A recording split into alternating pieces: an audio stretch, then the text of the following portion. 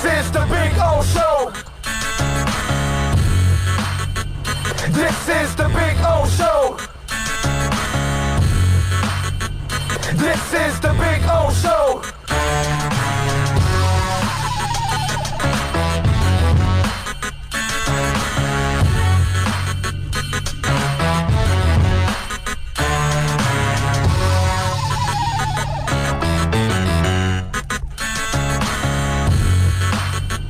This is the Big O Show. We are ready to rock and roll on a beautiful Monday. Hope you all are doing well out there. Love it. On a Monday, got plenty to talk about. Coming off a very busy and I would say exciting weekend. We had the start of the XFL, right? I guess some of you out there watched the Oscars. I did not. I guess some of you were at Marlins Fan Fest with us. 17,000 people. I knew there were a lot of people there, but I didn't think it was 17,000, man. That's a lot. My man, the Mishmeister, writing about that, who, by the way, was on the show on Saturday. If you missed all of the interviews, they're there on at SoundCloud, iTunes, Spotify, all of that. We had Mike Hill on, Drew Steckenrider, Robert Duger, not Duggar, Monte Harrison, not Monty, Monte Harrison, and Jazz Chisholm. All those guys joined us along with Mike Hill, the president of baseball operations. All those interviews are there. Manny Navarro stopped by, Craig Mish stopped by. I mean, it was a real loaded show. It was great to see a lot of you out there. And meet a lot of you out there. We'll be back at some of the Marlins events. And again, Jason Latimer, I can't say enough about Jason and Kyle and all the excellent people that were really, really nice to us and how things have changed with the Marlins. You know, this ownership group, this front office is actually trying and reaching out, and you know, we reached out, they reciprocated, and so I can tell you this. Hey, man, nobody's bashed the Marlins more than I have, all right? I killed Loria and Sampson as they well-deserved it. And, you know, with Jeter, it's a wait-and-see approach. I get it all. But if anybody in the media tells you that the Marlins are not working with people, that's a lie, okay? Because if they're working with me, they'll work with anybody. No, I'm serious. I mean, let's just be honest. I'm just going to call it like I see it. You know, I've been hard on the Marlins. I told Mike Hill that. Hey, man, I wasn't very complimentary of you guys, you know, with prior ownership. So I don't pussyfoot around or dance around. No, I want people to know where the hell I'm coming from with all of this. And so, you know, this is how it used to be. So props to Jason Latimer and everybody at all the media relations folks at the Marlins. They were awesome, man. I can't say enough about that. And for me personally, I love it. You know what I mean? Look, you got to put your big boy pants on in this business. Okay? If you suck, you got to own up to it. If you don't do the job, you got to own up to it. If you won the game, you're going to own up to it, right? Well, if you lost the game, you got to own up to it. And if you made a good hire or a bad hire, own up to it. If you had a good year or a bad year, own up to it. As long as the criticism does not surpass the reality. That's all it is. And I don't think I ever do that. If you're a bad team, we're going to say that you're a bad team. And if I think you're a bad manager or a bad coach or a bad player, I'm going to say it too. But if I think you're fantastic, I'm also going to say it. It's just the way it is. Live with it. The Heat, they're big boys, man. When they underachieve, I've never gotten a call from the Heat about, well, you're being unfair to us and this and that. You know, in the past, University of Miami football, one of the softest and most sensitive programs in the history of mankind. The Dolphins in the past were also very ultra sensitive. I don't know where they're at yet. You know, they might be still hiding in the weeds of weakness. But at the moment, they've kind of been stand up here, and they kind of are, owning up to stuff. So I like what I'm seeing so far. But in the past, it's, yeah, I mean, they were whining and complaining when I was at QAM. So, but I think they're working on changing their ways. Panthers are big boys. They get it. Heat and Panthers get it, man. They get it. And I think the Marlins are now headed in that area like, hey, look, man, we get it. You're call it like you see it as long as it is what it is. Okay? If we are successful, give us credit, and if we're not, well, then we deserve the criticism. And Mattingly even said that they expect, to make a real improvement this year because of the young guys. And they think their young guys have developed to a certain extent that they're ready to maybe take that next step. Not next step. Look, let's be honest now.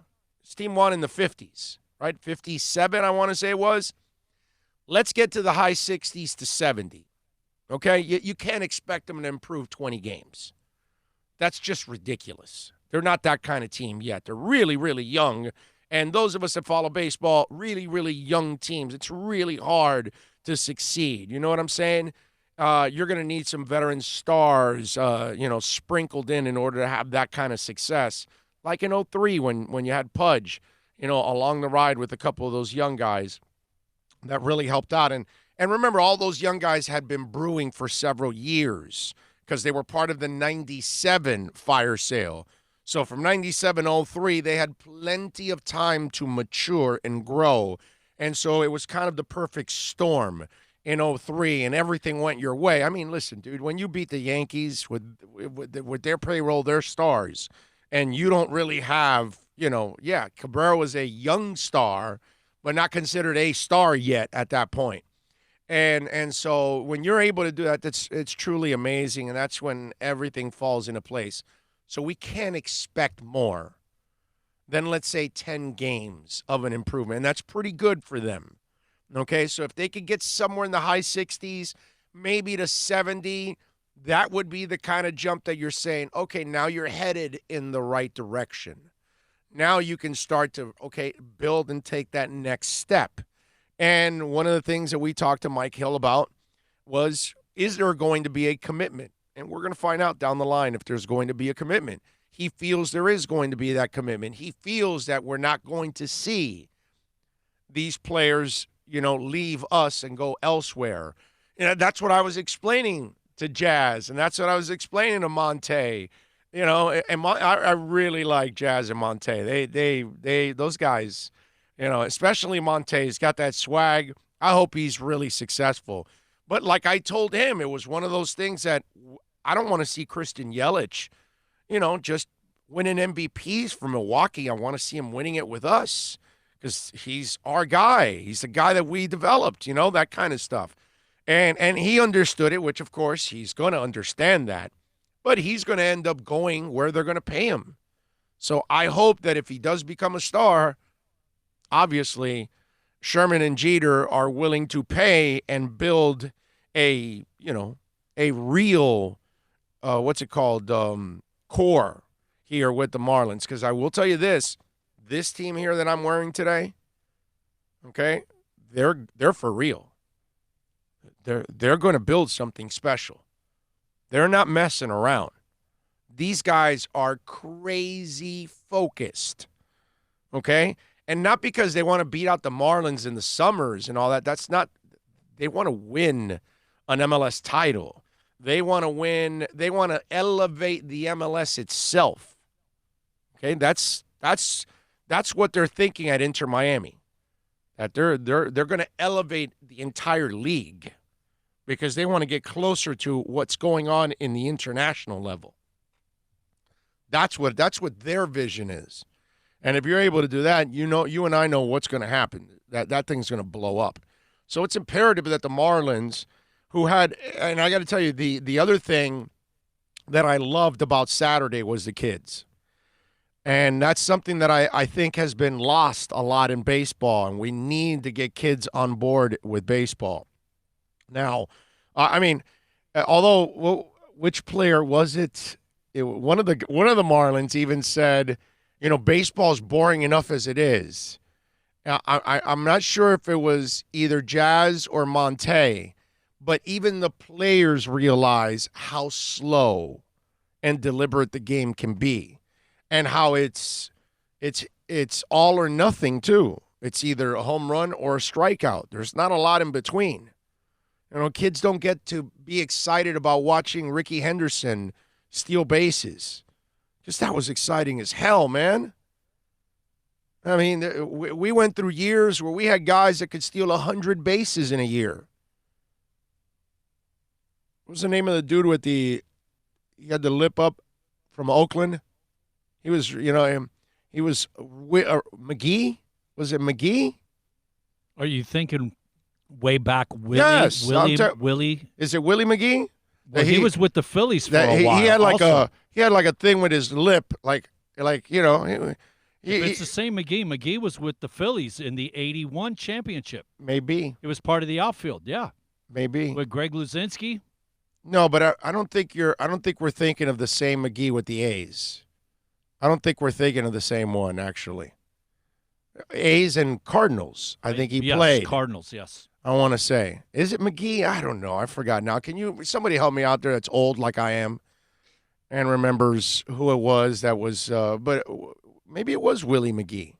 But I remember he had like a thing with his lip, like it curved or something, like it was one of those things. But yeah, and those guys would steal. Davey Lopes back in the day. But Davey Lopes wouldn't steal 100 bases. No, not 100, but he was one of the top guys for sure. But McGee, Mickey Rivers back in the day. Yeah.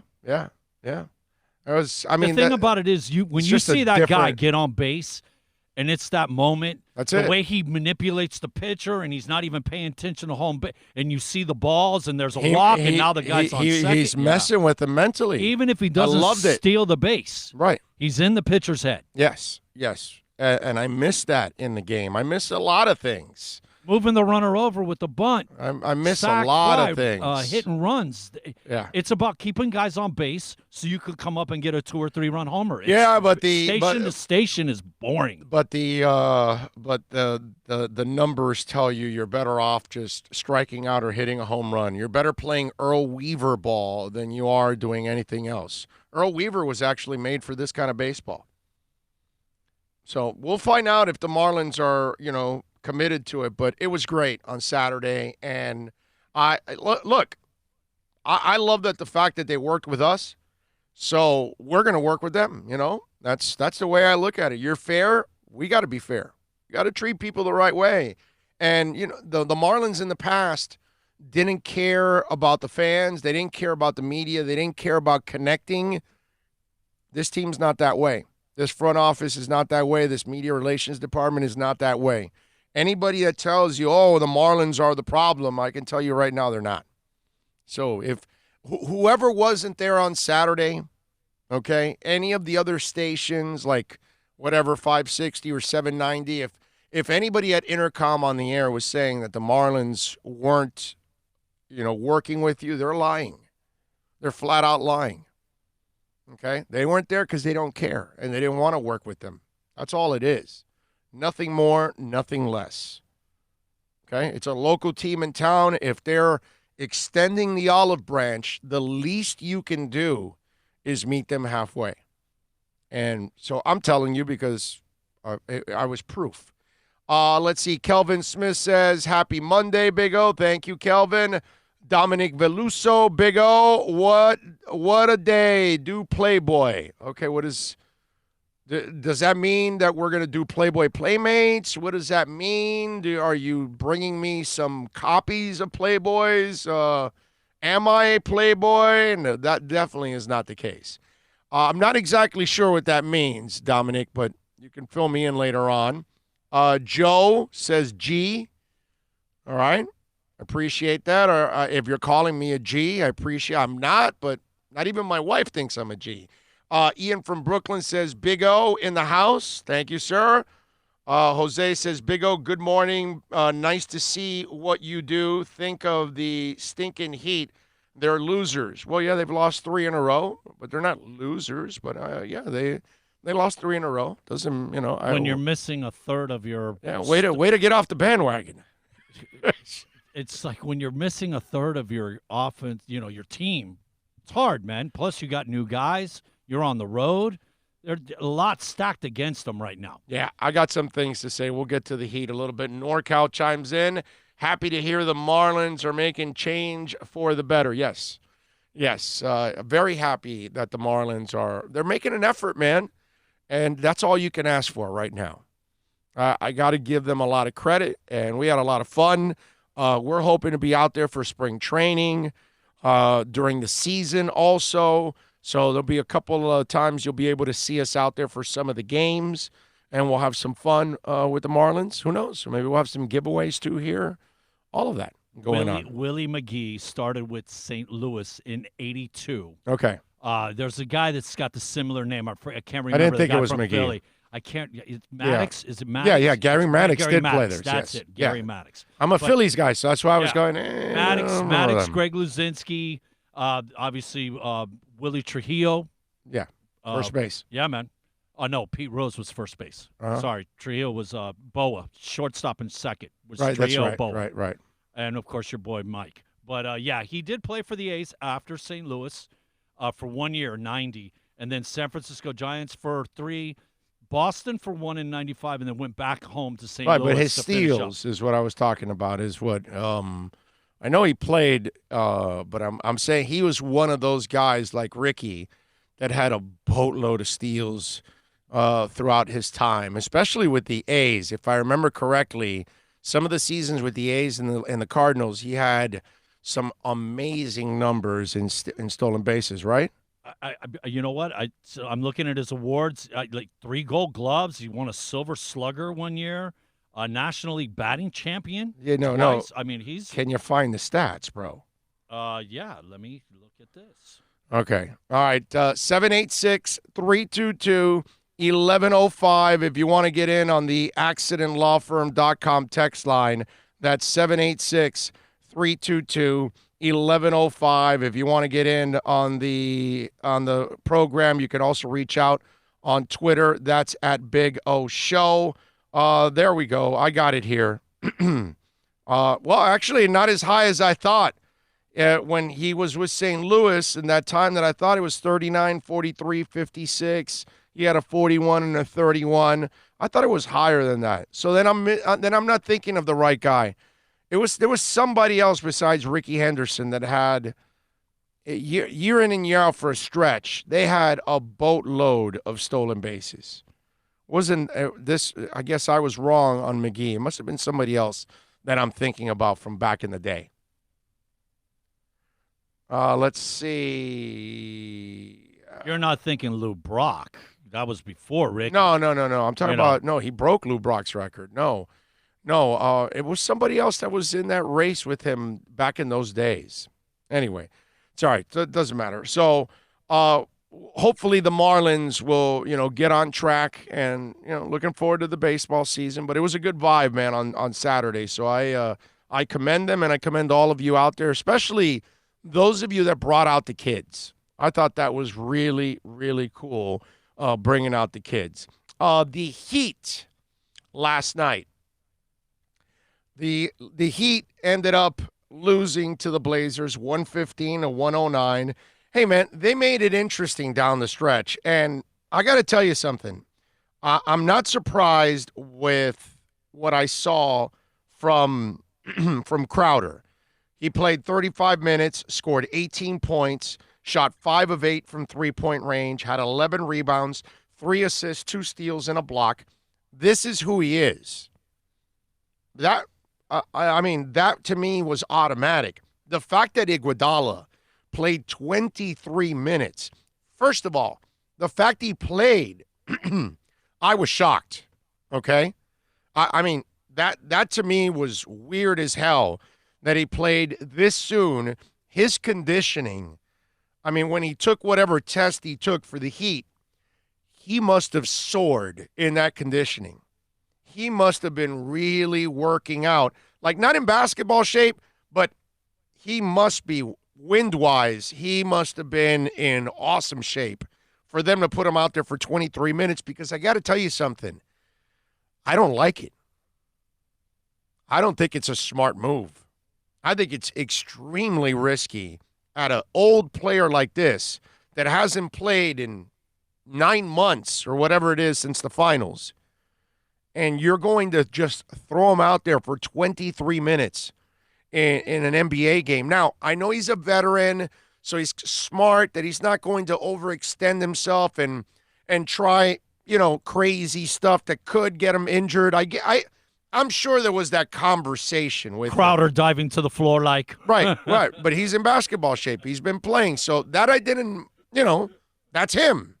But when I saw Iguodala play that many minutes, I was uncomfortable with it. I didn't like it at all because you want this guy to be available to you down the stretch. You need him to be as healthy as possible. You need him to help you out at times on defense. This is a guy that offensively, it's a spot shooter that's going to help you with a couple of shots, but not really that much. It's more about the defense, get a rebound here, assist, facilitate the offense, keep the ball moving, those kind of things. I think that's what Iguodala's here for. But I thought it was really risky yesterday to play him in his first game back 23 minutes. And it's not. I don't know if Coach felt like we gotta get off the schneid here. We've lost 2 in a row. We don't want to make it 3 in a row. I don't know if that kind of desperation was set. You are 34-18. It's not like you're in terrible shape.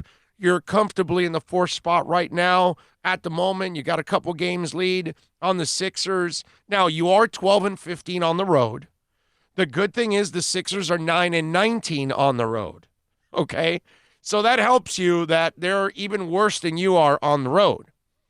And in a road trip that you were hoping to get something out of it, you'll be lucky to get one win, which is tonight, by the way, against Golden State. Because they're probably not going to beat Utah. That's the last game of this road trip until they go to the break, and then they start again on the road, but in Atlanta, which is a very winnable game also for them. And you should have Butler back, which I'm thinking that's what they're going to do with this shoulder.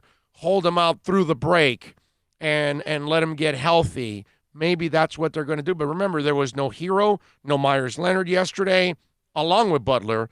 These are guys that you need. These are guys that have been, Myers Leonard has been terrific for them, and Olynyk yesterday was not terrific in filling in. So this was a real issue for them. And I love Crowder, the addition of Crowder and the addition of Iguodala, but I like them on top of having Butler, Hero, and Myers Leonard in the lineup. You get what I'm saying? So you're missing a key guy off the bench and 2 of your starters. That affected this team yesterday in a big-time way. And having said all that, they still hustled. They still played hard. They weren't perfect out there. They made a lot of mistakes, but they were still good enough that they made it interesting down the stretch. They almost had a shot there. It wasn't, to me, it wasn't the end of the world because of, I know where you're at. You've played. The team you're playing right now, Portland's pretty hot. Lillard is playing out of his freaking mind. Yesterday, he had, 33 points, I think it was? Yeah, 33 points yesterday. Whiteside was pumped up. He got the best of Bam yesterday. He used his physicality and his body on him, and that gave Bam a lot of trouble yesterday. So, they had things going in their direction. They're a pretty good team. They didn't start off well, but they've played a lot better as of late, and they've kind of, straightened some things out. Even Melo was able to hit a couple threes for them yesterday in the game. But look, you have to look at the Heat in a realistic fashion. Okay? Let's be honest now.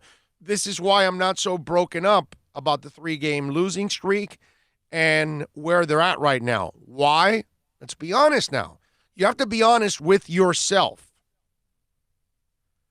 First of all, we didn't expect them to be in this spot. So they've already overachieved being a top 4 team. Most of us expected them to be barely a playoff team, a 7 or 8 seed, maybe a 6 seed, something like that. And maybe that's the direction they're headed in. I don't know. But the fact is, they've overachieved. They're 34-18. They're the fourth team in the conference. They got a shot of maintaining that. Now they've got to get everybody healthy. We'll find out if they're able to do it. But if they do take a step back or two, they kind of become what you thought they were going to be anyway. So you can't be disappointed about the Heat at any point, at any stretch. You can be disappointed about losing, because, of course, we're all disappointed about losing 3 in a row. Sucks to lose to the Kings, but it also sucks to have injuries that affect your team. And Jimmy Butler, obviously, is the heart and soul of this team. And Tyler Hero is an extremely important shooter off the bench. And Myers Leonard has been your starting big who fits perfectly with what you're doing. He has complemented his teammates in an absolutely awesome fashion. And you didn't have those 3 guys yesterday. And you're going on the road in Portland, not easy. And tonight you play a sorry-ass team, but you're playing the worst team in the NBA, but you're also playing it on a back-to-back night on the road now. Which you still got to find and muster the energy to win this game, because you're losing the next one against Utah if this is your lineup. So if you're going to lose it, make sure you win this one game out of this road trip. Because right now, the way they're playing, they're not beating Utah. They got to come up with one hell of a performance without Butler, Hero, and Leonard in order to beat Utah. And I don't think they're going to do that. We'll find out. But, last night, disappointing, but not the end of the world. This team has had a really, really good year. And they got a shot at continuing it. Just got to give them some time, and let's see if they can get healthy. Boy, that Jimmy Butler jacket. Wow. That was a rough one. That was rough on the eyes yesterday. That Butler jacket. I can't say I was a fan of it. It's going to be interesting to see what Coach does with the lineup, the way Crowder played, and obviously missing Myers, you got 2 starters, like you said, and Hero's probably your number 2 guy off the bench behind Goran. That's a lot. You're missing basically your 1, your 5, and probably your number 7 player. Mm-hmm. That's a lot to be missing. Of course. Especially on a West Coast swing, Yeah. Well, that's why they're at where they're at right now, because they're losing, the key people, and they can't overcome some of this stuff. That's the issue there. 786-322-1105 on the accidentlawfirm.com text line. And, of course, you can reach out to us on the YouTube chat board. Let's see, what else? I noticed 2 names, stolen bases, maybe Tim Raines or Vince Coleman. Oh, Vince Coleman was one, yes. Coleman. Yes. Tim Raines also. And Cocaine Raines was definitely one that would steal a lot of bases. I remember that. Yeah. There we go. Let's see. Dominic says, Big O, I was listening to Will Carroll on Tua. Sounds promising. What do you think? What's promising about Tua? Not sure. That he's recovering? That doesn't really mean anything. He's recovered from all the other injuries, and he gets injured again. It's the recovery. It does not help durability. You understand? There's no way that hip will ever be as strong as it originally was. It isn't like Tommy John surgery. You get that new vein, you get that new tendon in there, and you're ready to take on the world. And he's a guy that would blow out his arm again, and you'd have another Tommy John. So I'm not sure what you mean is promising. To me, when I look at Tua, I've told you guys this, I look at a sack of injuries. I don't believe he'll stay healthy in the NFL. Remember, Drew Brees had a shoulder injury. That's it. It wasn't that Drew Brees blew out his ankle and then had to have it surgically repaired. and then the next year blew out the other ankle and had to have it surgically repaired, and then had a knee injury and had a broken finger and had a wrist injury and then had a hip injury. And no. We need to separate the two now. Okay? There's nothing about Tua that is positive at all. When it comes to his injury history, big deal that the hip heals. That means nothing to me. I don't care what the doctor tells me. I know what I see.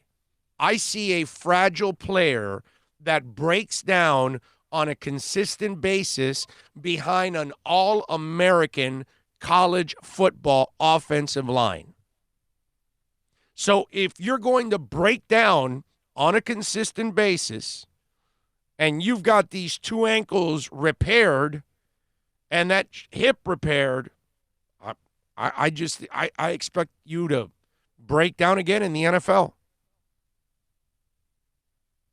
I mean, Tua's the kind of guy that I wouldn't be surprised if he doesn't survive a preseason.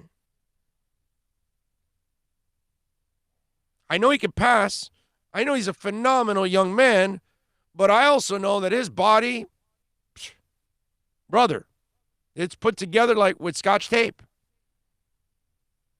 I mean, he makes Humpty Dumpty look durable. So, you're asking the wrong guy. Remember, I got off the Tua bandwagon before the hip injury. I didn't need the hip injury. It's documented. Go back and listen to all the podcasts. You'll hear me. I'm off the Tua bandwagon. I'm done. I'm not drafting him at 5. So I'm the wrong guy to ask about Tua because I've made my mind up that he's not durable enough for the NFL. So if you draft him, that's why I keep saying over and over and over again, draft a second quarterback. Okay? So I don't find anything positive when it comes to injury history with Tua. Nothing at all. I don't trust him. I don't trust his body. Let me put it the right way because he's a great kid. He's a phenomenal young man. But I don't trust the body, man. I just don't. And if you trust the body, then you're easily sold on things in life, I guess. That's the way I got to look at it. You're forcing yourself to think positive about it. Because when it comes to Tua and his injury history, there's nothing, not one thing positive about it. Nothing at all. The only thing positive is that he can walk for his life and he can enjoy his life. But when it comes to football, there's not a damn thing positive about that kid. He's going to break down every single time. He's only been in college football for 2 years starting, and he's got four lower body operations already. Come on, man. I hope that somebody from one of the teams absolutely falls in love with this kid. He has great medical records come back. Everything's good to go. And somebody wants to trade up to 5 to take Tua. Love it. That would be so perfect. Well, I don't know.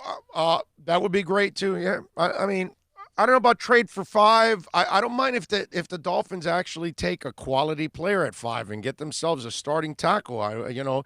You can only trade down so much. You can only get so many picks. Sure, you can do it if they offer you a boatload, but you also are going to have to re-sign all those picks, and you're not going to be able to. And then when you lose them in compensatory, you're only going to get a third-rounder back at most, not a first-rounder. So you're still going to lose out. So you got to be careful. Now, you can't have too many first-rounders because it just becomes a cap problem down the line if by chance you do hit on a bunch of them and then everybody knows, oh, you can't keep them, you're going to lose them. So they're not going to offer you nearly as much. So you have to be very careful with the way you handle the trade down stuff. And at one point or another, you're a top 5. You could get a difference maker. And let me explain something. if Tua and Herbert climb into the top 5, that drops a quality player to Miami. Because all of a sudden, 3 quarterbacks will get taken in the first 4 picks. So you're going to have the best tackle, defensive end, pass rushing linebacker, shutdown corner available to you at 5. There's nothing wrong with getting a building block that you can plug and play right away. It's pretty awesome. Well, there's those picks that are what, like I think 6, 7, 8, somewhere in there. There's 2 teams, the Chargers and the Colts, and then I think there's somebody as far back as number 13. I mean, to just slide back there and maybe get their 1 or 2 for next year, like take it next year. You know what I mean? But I don't know if they want that player. We're playing fantasy now. We're not even in reality now at this point. So I don't know what they're going to want. So for Dominic out there, there's nothing positive whatsoever on the Tua injury front. I don't care how healthy they tell me he is. You know what I mean? Let's see. Bam needs to use his body. Come on, let's go. Bam doesn't have the body to go up against a guy like Whiteside. He has to use his quickness and athleticism. He's not that strong. Let's see. What else do we have here? Kyle, the GM at Tommy Rockers, knows nothing, says John. My brother, again, I don't handle that. I don't know. NorCal, talk to the people over there at Tommy Rockers. Apparently, they're sending emails and not getting any responses. So we're going to need them to respond to some of these folks. Or maybe, remember, we're months away. Maybe they're not ready to respond yet to people. Big O, have you heard Peter Peyronie's new podcast? Okay, I have no idea who he is, so no. Let's see, but you got a plug, or if that's what you wanted, you got it in there, bro. You know, I mean, the guy that sent it is named Peter, so he might be pumping his own podcast. Lucky the Bookie, I booked through Tommy. He's a client of mine. I can make a call if you'd like. Well, there you go. Lucky the Bookie got in. Hey, Nico says, hey, Big O, good morning. I saw and spoke to Bill on Saturday at FanFest. He met the family, too. You were busy with Chaz at the time. What a turnout. Wow, keep up the good work. Yes, it was a great turnout. Sad I couldn't see you, my brother. Next time we will run into each other. Let's see. On a local station this morning, they were discussing moving from 5th to 3rd to grab him, in my opinion. On QAM or something, they were talking about moving up to 3. It's not a good move. I'm not for drafting Tua, so how the hell am I going to be for moving up? You know what I'm saying? You really don't want to move up for anybody. Stay the course. Stay where we're at. We got 14 picks. There's no reason to panic. Yes, if you know how to draft, let stuff come to you. Yes, you if you know how to draft, you will end up with one monster draft this year. Your team will be light years better, and you'll be moving on. But giving up all these picks that you've acquired, you've worked to get this sense. To acquire. Why give it back? The Tennessee Titans got to the AFC Championship with a Jag at quarterback. Okay? All right? The Baltimore Ravens won a lot of games and got to the playoffs with a gimmick at quarterback. The Buffalo Bills got to the playoffs. They won double-digit games. They were the second best team behind the Patriots. And they got there with a gimmick and a Jag at quarterback. Jacksonville a few years ago played the Patriots in the AFC Championship. Nick Foles won a Super Bowl. Yeah. I mean, there's so many examples. Jag in Nick Foles won a Super Bowl. Build the team, ladies and gentlemen. Let the quarterback fall to you right now. This is not the draft to go crazy and trade up for an injured and broken down Tua at all. Okay? And Joe Burrow's a one-year wonder. I'm not doing that. Not doing it, bro. Sorry. NorCal says Megadeth is playing in Vegas and Denver during the season. Let's hope the Finns are playing in those cities during the shows. I like that. I like your thinking. I like your thinking. Ty in the Bronx says, good morning, Bill and Big O. Excited about Jordan Love, and the Dolphin fans should get on board the love train, baby.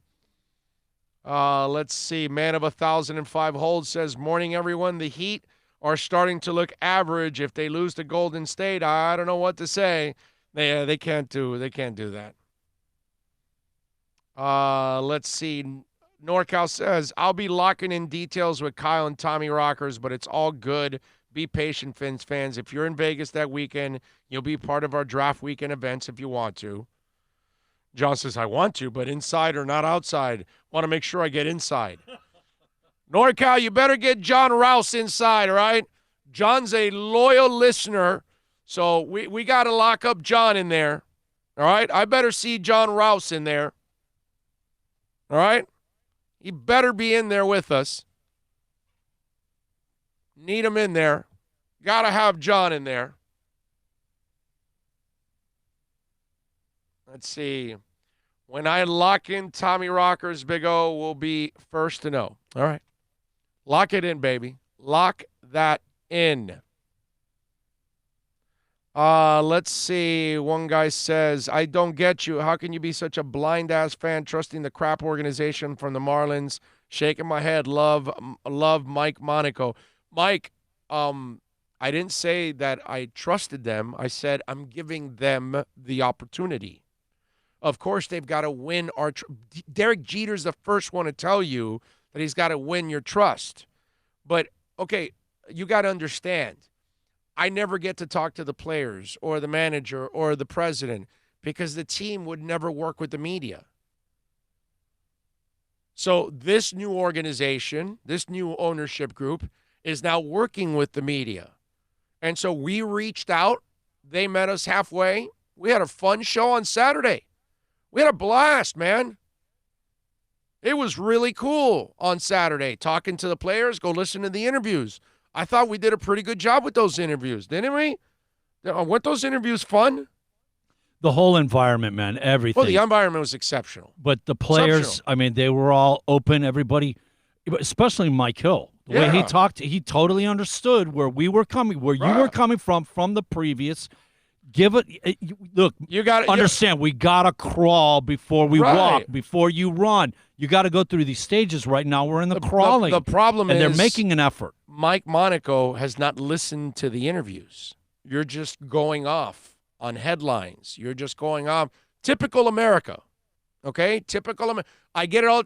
We post interviews and we post this, and I preview the interview and I say this and that.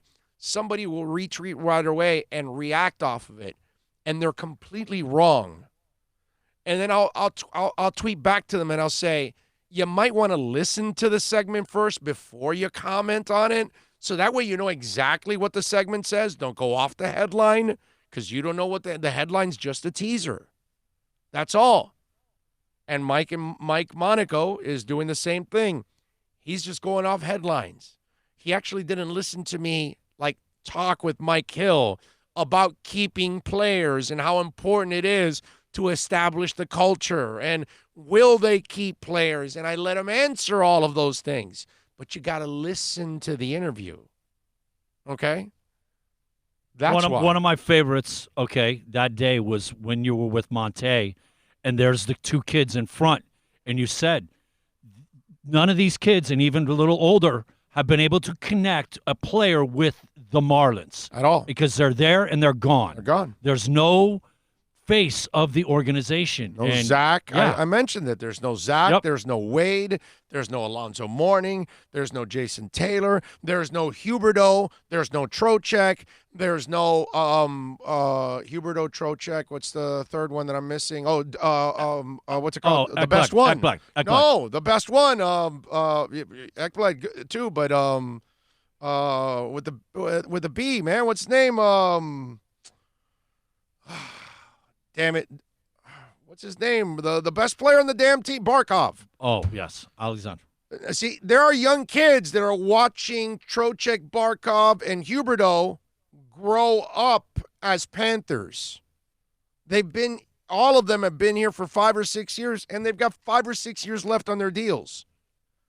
So a generation of young Panther fans are growing up with the same guys to identify. I identified with Nat Moore and Marino, and all these kind of players were the guys that I identified with. Like I told the guys, I told Mike Hill, I had Mike Schmidt because I was a Phillies fan. Before we got the Marlins, I was a Phillies fan since I was a child. And I had Mike Schmidt at third base forever. That kind of stuff.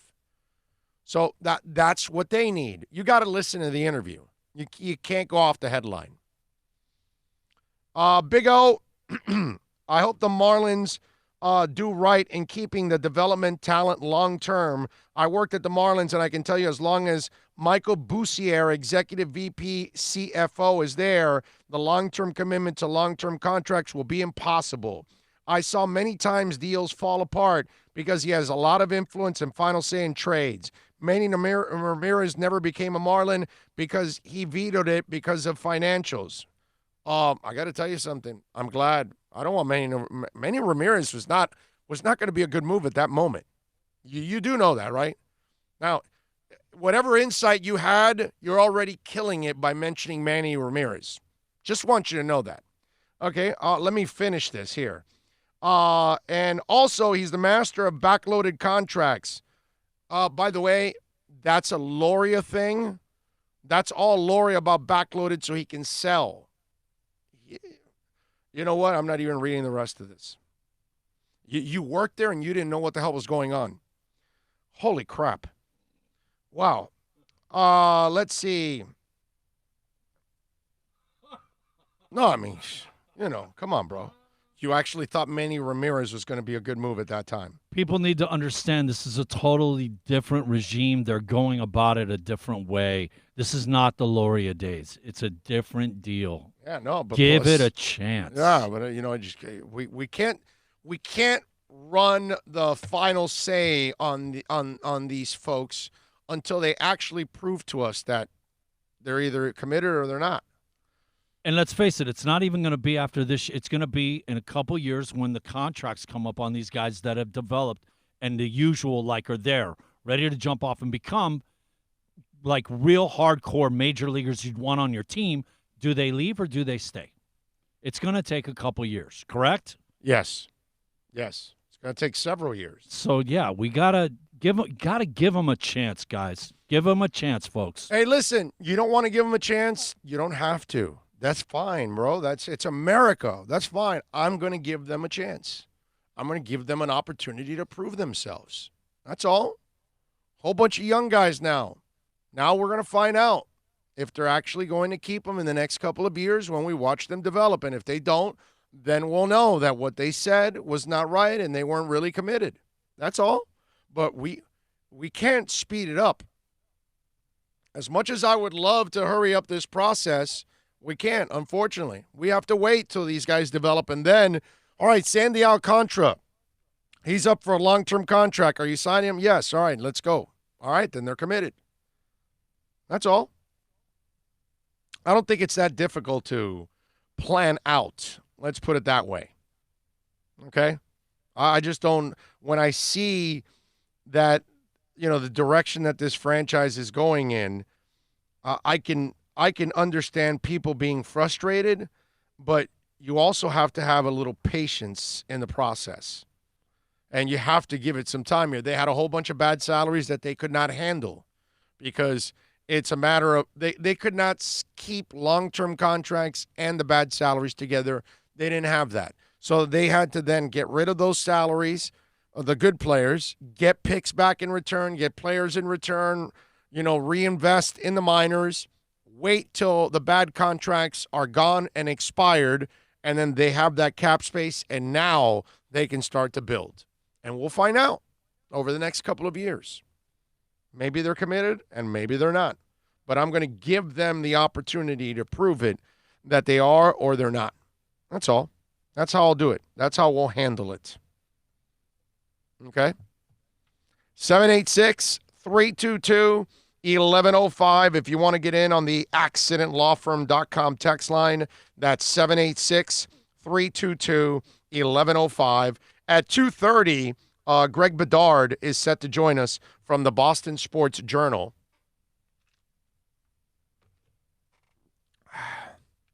he wrote an article. He is the editor, and Greg's worked for the Globe and covered the Patriots for a while.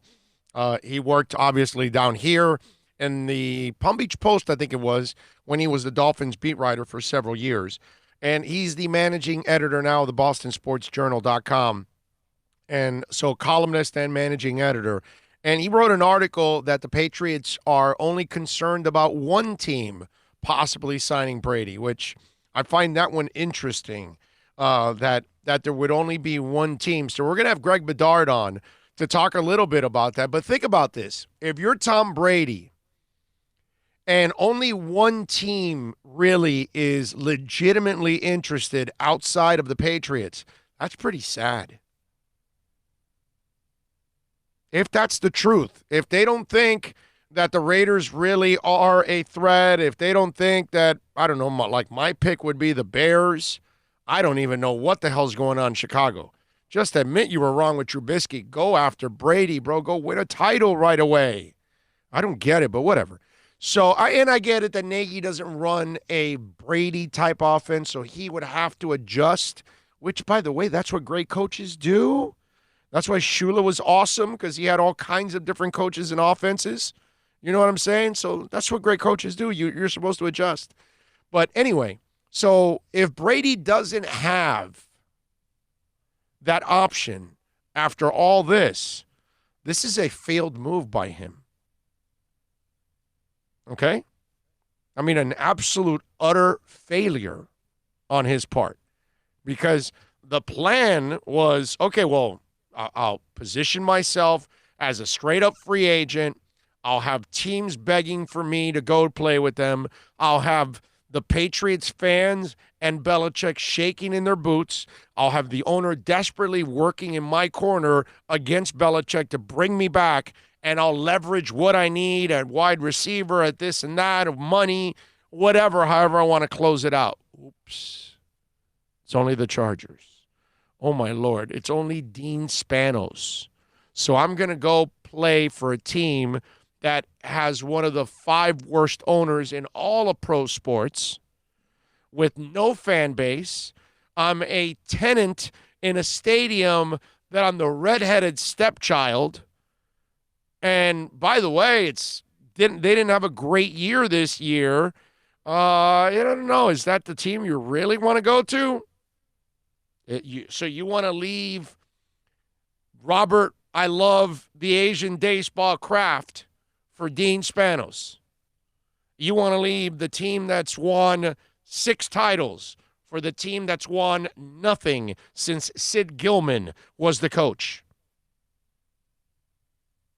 You want to move from a team that's been in Boston since its AFL days to a team that's moved around since its AFL days and now has no fan base in a city that hates them. Oh, and by the way, the weight of the world is on your shoulders because you've got to turn around Los Angeles in our favor.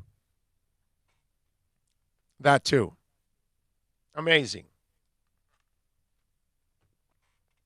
Is this more about his age, man? An indictment on his age, bottom line? Yeah. And let's face it, his performance the last 4 or 5 weeks of the season and that playoff game, right? He did not look like Brady. No, not at all. Accuracy on the mark, overthrows, underthrow, you name it, man. Getting old. Not and you're impressive. You're inheriting damn it, bro. You're inheriting a guy that is getting old, and you don't know if he's going to last, because the dangerous part about the age he's at, you already are supposed to decline. So that decline could be happening right now, and you won't know until you sign him, and then he hits training camp, and you're like, uh-oh. You know what I mean? And that age, what, 42? Yeah. He's going to be 42. He'll be 43 already. What are we talking about? I think Craig Morton back in the day with the Orange Crush was maybe in that area. And I don't know. Did he get to that age? I don't even know. But you would have to go to Blanda. Oh, wow. Oh. Yeah. But that guy played forever. Yeah, but I think he played like 45 or something like that at quarterback. And Vinny, right? Vinny was I don't another. think he got. I think he got was to in his 40. 40s. I think he got to 40, but I don't know if he went over 40. You'd have to look it up.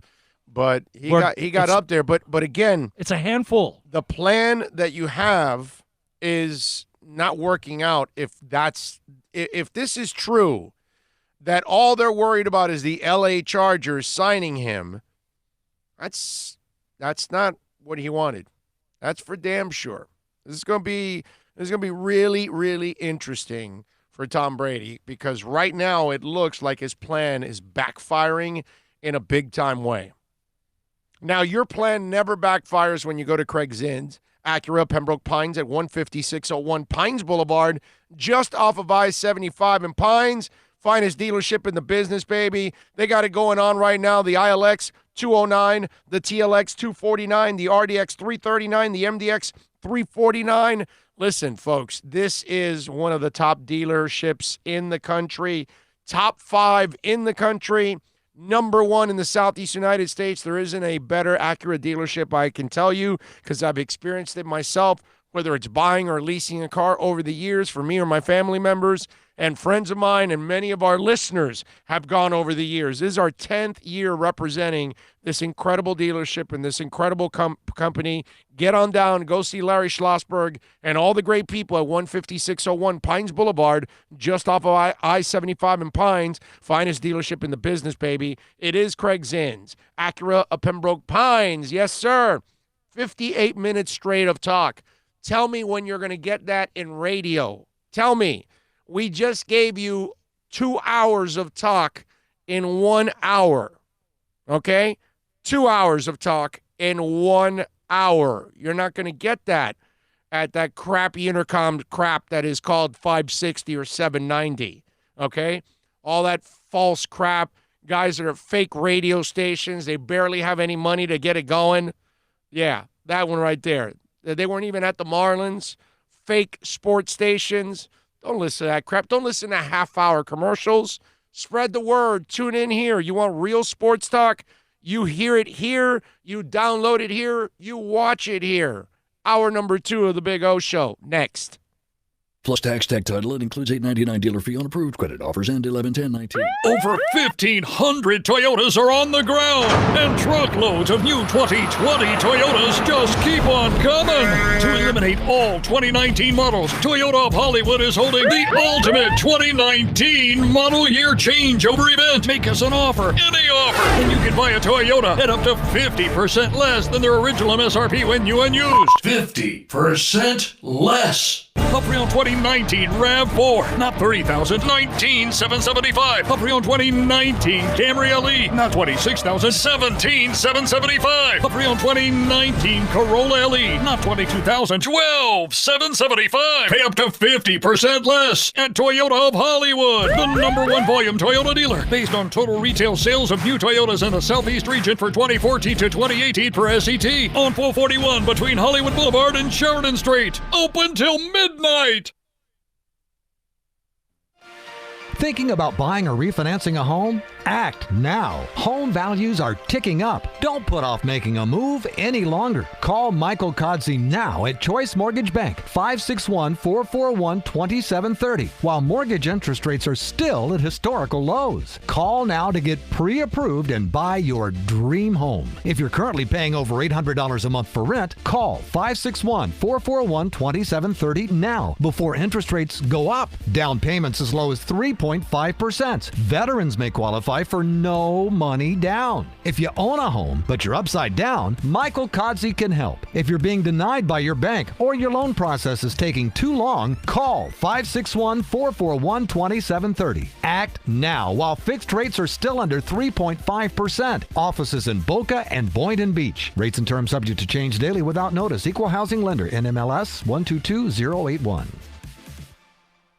No one expects to get into a crash, but I expect you to go to accidentlawfirm.com if you do. Make sure when hiring a driver you go through a rideshare app so that you can be covered by the insurance, which can be up to $1 million whether you're a passenger or a driver. In other words, don't try to save a few bucks by paying cash instead of going through the app. I'm attorney Bobby Nunez from Nunez Law in Miami, and we're here to help you through the process. Go to accidentlawfirm.com for a free consultation from me, Bobby Nunez. That's accidentlawfirm.com. America's safest and best-selling compact luxury SUV is at Acura of Pembroke Pines, and this is how we do it. RDX, $339 a month at Acura of Pembroke Pines, the #1 volume Acura dealer. The world's biggest band is coming twice. Metallica. Headlining the Welcome to Rockville Music Festival. 2 different nights, 2 different sets. The weekend of May 8th through the 10th. Go to welcometorockvillefestival.com for all information. Get your tickets on sale right now. The one, the only Metallica. Go to welcometorockvillefestival.com.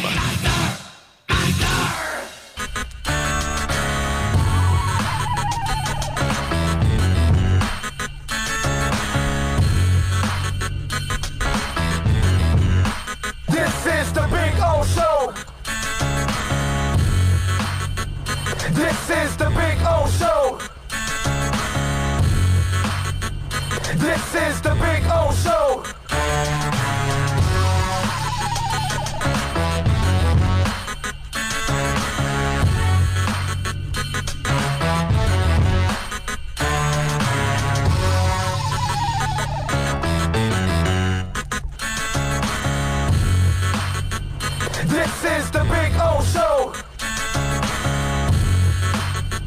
This is the Big O Show.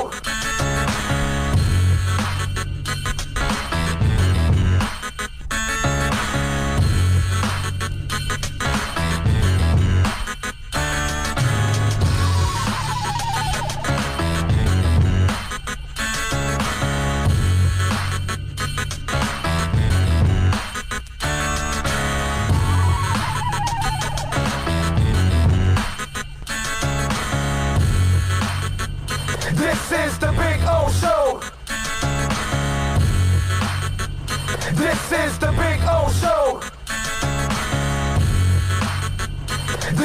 is the Big O Show.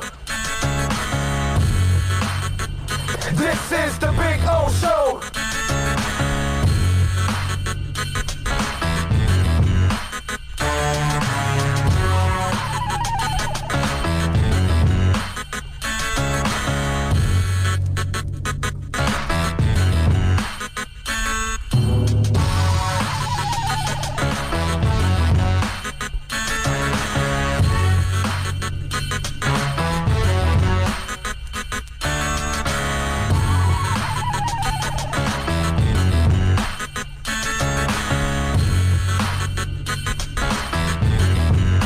This is the Big O Show.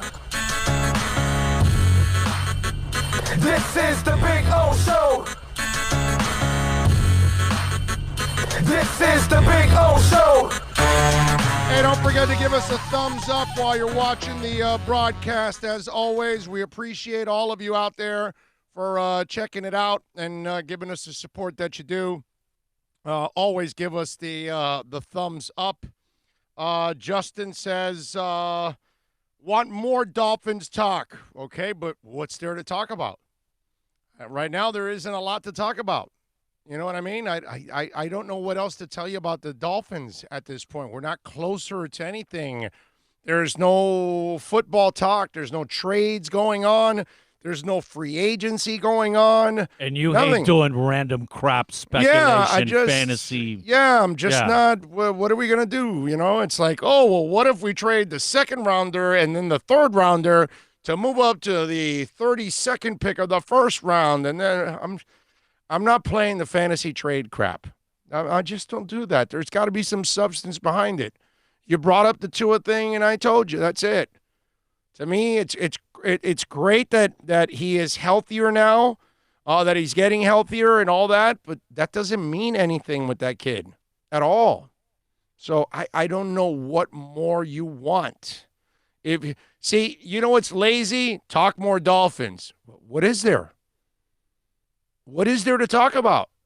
Ask me the question, and I'll answer it. If it's worth answering, then I'll ask it. But you know, come on, just a camera.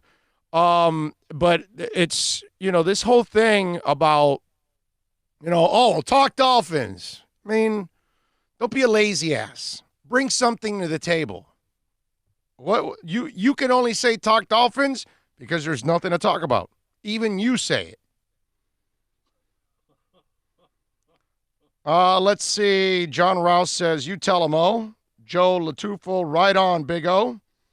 Dominic says, Big O, what's your free agency breakdown for the Finns?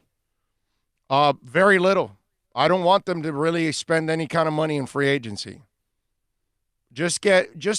Look, they're not going to get, if there's a young free agent available, then go after it. But I don't know who's available yet right now. That's a young free agent. We haven't seen these teams sign all their guys yet. We don't know exactly who's available in free agency. If it's older players, then just sign them to 1 or 2 year deals to get in and out of those deals quickly. But you cannot be committed to anybody long term. This team's not going anywhere. So there's no reason to spend big money in free agency. Big O, I'm 1-0 in the XFL fantasy football. Nice. I didn't play any fantasy XFL. I should have, man. I watched a lot of it this weekend. Miguel says, Ryan Tannehill is a free agent.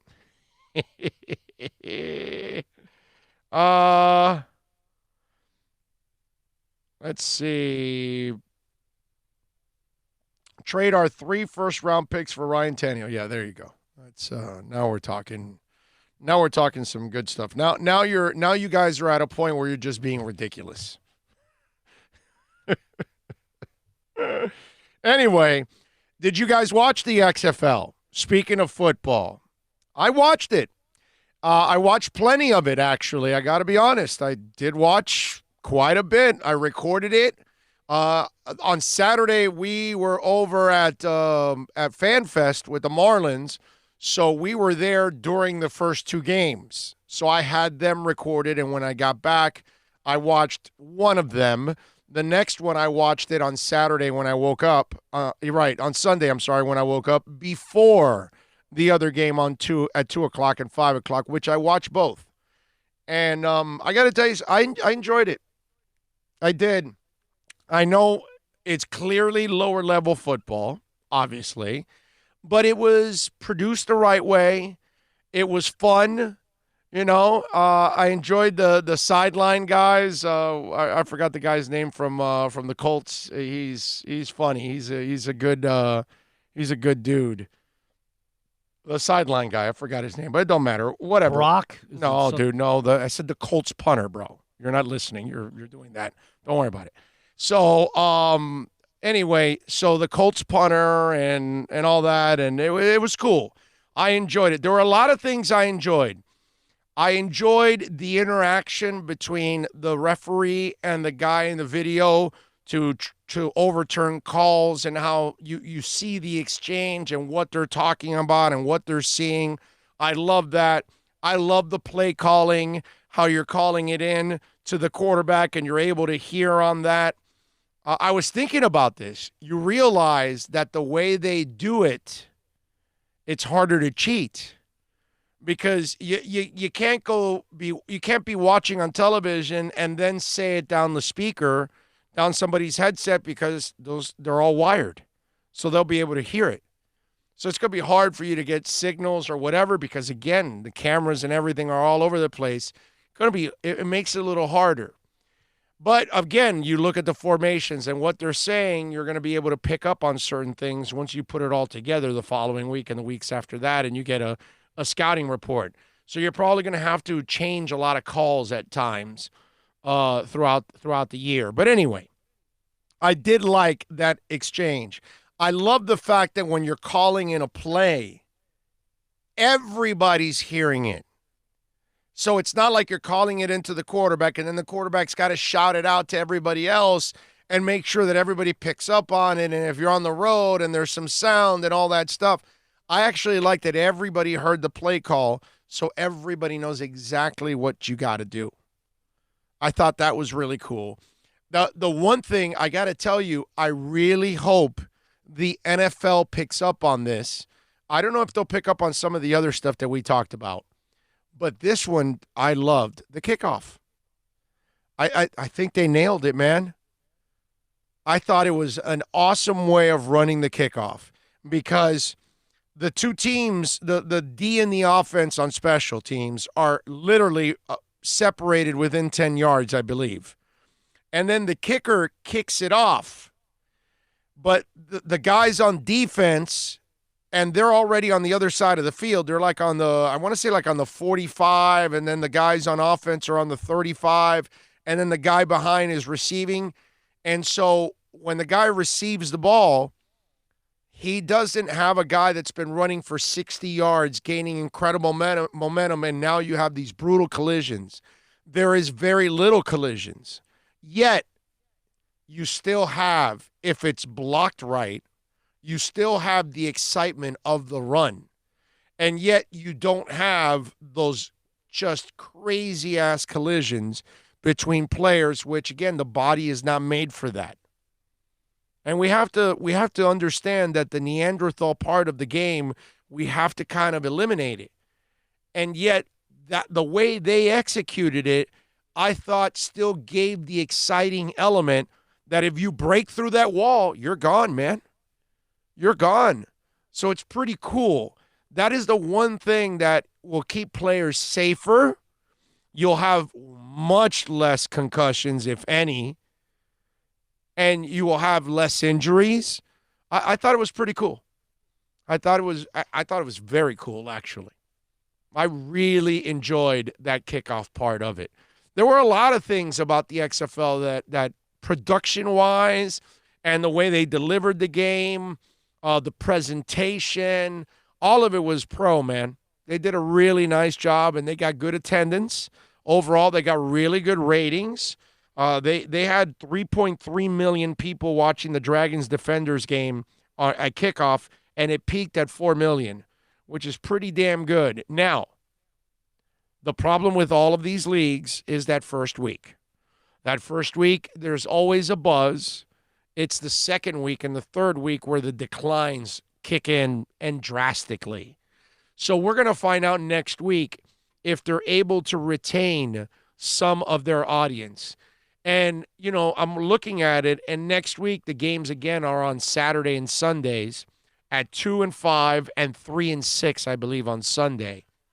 And the one thing that I would say is I wonder if they were able to negotiate, or they had a chance, or they even thought about doing a Monday or a Thursday night game. You know, because that would give them a primetime game during the week. Monday and Thursday's already programmed in our minds for NFL football. So you put the XFL on a Monday or on a Thursday night. Now, the TV companies maybe said, no, we're better off putting shows because they're going to get much more audience than what you're going to put out there. Because the NFL obviously is going to get a way bigger audience than your regular shows. Okay, unless you're talking about an American Idol on a roll with 30 million people watching or something like that. But more often than not, in most shows, the NFL is going to blow them away. But the XFL will not. Whereas for a TV show, you easily might get 10, 15, 20 million people watching. You're only getting 3. Now, that's on a Saturday and Sunday. I'm wondering if you had it on a prime time, could it go up a little? But next week again, and I think every week is on those weekends, and they've got to build it up. But I wonder if a primetime game would have helped out. But there were things that I liked about it. I will admit, I wasn't sitting there going, this is terrible. I was like, all right, this is pretty good. There were some pretty good plays at times. There were some highlights that you were like, okay, that'll make SportsCenter. You know, that kind of stuff. I thought it was cool. And look, I'm a football fanatic, obviously. I love and eat and breathe football. While I love every sport, nothing like football. Football is my number one sport. It always has been for since I was a teenager. But the fact that you've got this going on, I wanted to succeed. I've always wanted all of these leagues to succeed. Okay, it doesn't matter if it's the USFL, the UFL, the original XFL, this XFL, you name it, whatever, any of these leagues that have come up, I've always wanted one to survive because I don't mind having football year round. I don't. It doesn't bother me. I like it. And I think a developmental league is extremely important. I think it betters any sport whatsoever. Look at the Miami Heat.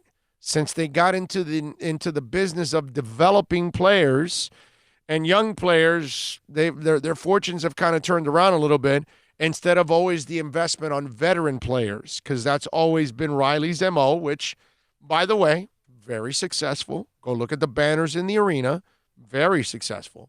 But still, this way of doing things, we now, whenever you call up a guy from Sioux Falls now, your interest is piqued because you're like, hey, wait a minute, they've hit on some other guys. Maybe this is another one of those, diamonds in the rough. We'll see. So I've always wanted one of these minor leagues to survive. And selfishly, I am hoping that the XFL survives. I would like it to. But there were a lot of elements of it that I really, really enjoyed. And some of them, I think that they should add them, to the NFL, especially the kickoff. I think the kickoff was awesome. I really do. I thought that was something that really adds protection to the players, yet it kept the excitement of the full return in the game. Because now you got them kicking them out of bounds, through the end zone, all that kind of stuff. In the XFL, you kick it out of bounds, and it starts at the 35. Well, I'm sorry, you kick it out of the end through the end zone, it starts at the 35. You kick it out of bounds, it starts at the 35. So they want to eliminate you starting at the 35, so they let you return the ball. And when your defenders are at the, whatever it is, 35, 40, whatever it was, then you've got an opportunity at making a tackle. You know what? I've got them recorded here. I got to check and see where the defense is at. I should have written that part down. Exactly where the defense and the I want to say it's like 25 and 35. I want to say they're 10 yards apart and 5 yards apart. It looked like 5 yards. They're trying to prevent that long run hit. Yeah, no, I know that, but you don't get it because you get to defenders 10 yards. So you're not going to break free and have a 40, 50-yard sprint before you actually hit somebody. So that's why I thought it was actually a really, really cool thing. I'm going to watch it now because I'm actually rewinding so I can watch the kickoff in the first game. Here it is. They're standing at the 40 and the 35, and the offense is standing at the 35, 5 yards apart. And then you receive the ball about, let me see where it's at because the kicker's about to kick it here. I'm watching. Okay, so the offense is at the 30. The defense is at the 35. The ball is received around the 15. So there's only a 20-yard difference between the defenders and the returner, and then there's a group of players in front of those defenders, 5 yards. So there's really no way of picking up serious momentum and serious collisions happening. I like it a lot. And again, if it's blocked right, the excitement of a return is still there. And I thought that was really, really cool the way they were doing it. Let's see. What do we have on the chat board here? Man, we got a bunch of people chiming in here. What I want is for them to go all out on the O-line and secondary. Tooney, Costanzo, Schreff, then get Byron Jones and draft a CB because Howard is a question mark. Yeah, Dominic, that's not what's going to happen. You can forget about that, dude. That would be ridiculous to do that. Okay? This is a slow build, man. You don't go spending and throwing all that money away in free agency. You can't do that. And would you go for Prescott? No, I would not. That guy turned down $33 million. Okay? Dak Prescott turned down $33 million a year. Do you understand that? Anybody that wants Dak Prescott at $33 million, you got to be high. And he's higher than you are because $33 million wasn't enough. The guy wants like $37, $40 million. Is Dak Prescott worth that? Oh, and by the way, they're going to tag him. So that means you have to sign him and trade for him. You have to give up picks and give up a big salary. You got to be a first-class dumbass to do that for Dak Prescott. There is no way in the world that Dak Prescott deserves that kind of money. So in free agency, you guys have to tone down. Free agency would be really stupid. Some of you, you know what? Some of you, who was that sent that one in? Dominic, you know what it is, dude? You're Mike Tannenbaum. You're Mike Tannenbaum. You're so used to the Dolphins doing stupid things for 20 years, you want them to go back to doing stupid things and signing a whole bunch of free agents. I just told you the only thing worth signing is a young free agent. That's it. A guy that can really live out a 4 or 5 year deal. But if he's a 30-year-old free agent, it's crazy now at this point. 29, 30, 31-year-olds, you cannot be giving them multi-year deals. And by the way, if they have a chance of getting 4-year deals, they're not signing 1 or 2 year deals with the Dolphins. So let's get realistic. Some of you out there, you were so drugged by Mike Tannenbaum that now you want to keep doing those kind of crazy-ass things. Mike Mom says, I'd rather have Tannehill than Prescott. Big O would be an all-pro QB behind the best O-line, best running back, and one of the top 10 wide receivers. Well, I would not be an all-pro in anything, sir. Ask my wife. Let's see. Pat McAfee. That's the guy. He's a trip. I like Pat McAfee. He does a good job. Mark McIntyre says Cardale Jones. Let's see. Peter says, Big O, remember when you got laid in the Venetian pool? Yes. Yes. And you know how hard it is in that cold water? That's not an easy thing to do. So you know you got to get pretty hot. Let's see. Can't do certain days like Mondays. They have wrestling Monday Night Raw. Okay. But that doesn't mean that would the wrestling guy be the football guy? Don't they have the Raw stuff going on during Monday Night Football also? Or does Monday Night Raw take it off during the NFL season? I'm not sure. I don't follow wrestling, my man. I could not answer that question. Mike Mon says, was the girl in the Venetian pool a dude? I'm not sure. I'd have to go back. I was, I don't know. I was in another state back then of mind. Big O, how does strength of schedule work? I saw that the Dolphins had the 5th hardest schedule in 2020. Think we can still go 500. Fingers crossed, fins up. I don't play, Sage, I don't play the schedule game because you never know. You would have never thought 5 games this year with their schedule and that roster. So I don't play that because I don't know who's going to be good and who's going to be bad. Drew Bo says, loving Jay Crowder. Spo was having an orgasm talking about Iggy after the game last night. He's smart. He has a 6% body fat. Spo's in heaven. I got to tell you, he played him 23 minutes. I'm still shocked. I don't care what kind of body fat he has. He must have been working out like a monster. Let's see. Dominic thinks he's playing Madden, says Peter. Miguel Garcia, now I understand. Relax, Big O. Okay. Enoch Guadalupe says, seeing all these rumors about the Dolphins trading up for Tua makes me sick. I say stay at 5 and keep the 3 first-round picks. Who says they're moving up, dude? All of these things are wrong 99% of the time. So why are you going to believe any of these things? All these reports are always wrong.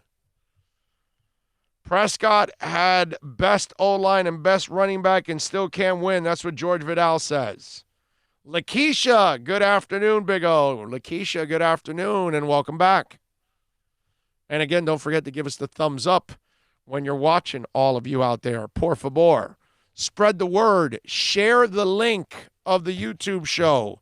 Share it with all your friends on Facebook. Share it on Twitter.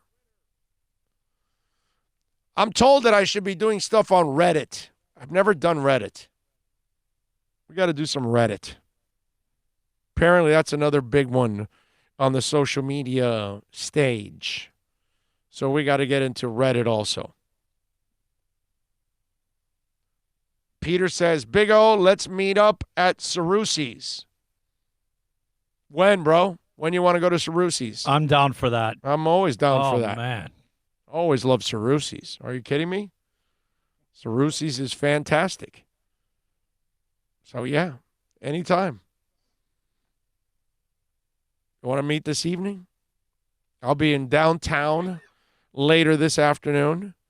And then when I'm done on the way up, I can stop at Cerrusi's in the evening. I can go for a Cerrusi's sandwich about 8 o'clock tonight. Stop by Cerrusi's. That might be a plan for me. You gave me an idea. I think maybe on the way up from downtown in my meeting, I'm going to get back and maybe stop at Cerrusi's. That's a good idea. Thank you, Peter. I think I might do that this evening. Why not? Does Reddit have a nice rack? Not like Pallet Rack City, but they've got a nice rack. But you can go to Pallet Rack City, especially if you own a warehouse. I need you to call Eddie Pereira. Tell him that Big O sent you, 305-887-9212. If you're talking about racks, the only place to get a great rack is at Pallet Rack City. Straighten out that warehouse, man. It's your one-stop shop for all of your warehouse needs. Largest used racking inventory in South Florida. They also sell used forklifts and dock equipment, and they specialize in knockdowns and installations for your warehouse equipment. So get your asses in gear. I'm telling you, man. Call them right now, 305-887-9212. Pallet Rack City. Straighten that warehouse out. Make it look nice. Call Eddie Pereira right now, 305-887-9212 for Pallet Rack City. No one expects to get into a crash, but I expect you to go to accidentlawfirm.com if you do. Make sure when hiring a driver, you go through a rideshare app so that you can be covered by the insurance, which can be up to $1 million whether you're a passenger or a driver. In other words, don't try to save a few bucks by paying cash instead of going through the app. I'm attorney Bobby Nunez from Nunez Law in Miami, and we're here to help you through the process. Go to accidentlawfirm.com for a free consultation from me, Bobby Nunez. That's accidentlawfirm.com. Thinking about buying or refinancing a home? Act now. Home values are ticking up. Don't put off making a move any longer. Call Michael Kodsey now at Choice Mortgage Bank, 561-441-2730, while mortgage interest rates are still at historical lows. Call now to get pre-approved and buy your dream home. If you're currently paying over $800 a month for rent, call 561-441-2730 now before interest rates go up. Down payments as low as 3.5%. Veterans may qualify for no money down. If you own a home, but you're upside down, Michael Kodsey can help. If you're being denied by your bank or your loan process is taking too long, call 561-441-2730. Act now while fixed rates are still under 3.5%. Offices in Boca and Boynton Beach. Rates and terms subject to change daily without notice. Equal housing lender. NMLS 122081. Plus tax, tech title. It includes $8.99 dealer fee on approved credit. Offers end 11/10/19. Over 1,500 Toyotas are on the ground, and truckloads of new 2020 Toyotas just keep on coming. To eliminate all 2019 models, Toyota of Hollywood is holding the ultimate 2019 model year changeover event. Make us an offer, any offer, and you can buy a Toyota at up to 50% less than their original MSRP when new and used. 50% less. Up around 2019 2019 RAV4, not $30,000, $19,775. A pre-owned 2019 Camry LE, not $26,000, $17,775. A pre-owned 2019 Corolla LE, not $22,000, $12,775. Pay up to 50% less at Toyota of Hollywood, the #1 volume Toyota dealer, based on total retail sales of new Toyotas in the Southeast region for 2014 to 2018 per SET, on 441 between Hollywood Boulevard and Sheridan Street. Open till midnight. The world's biggest band is coming twice.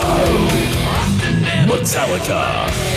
Headlining the Welcome to Rockville Music Festival. 2 different nights, 2 different sets. The weekend of May 8th through the 10th. Go to welcometorockvillefestival.com for all information. Get your tickets on sale right now. The one, the only Metallica. Go to welcometorockvillefestival.com.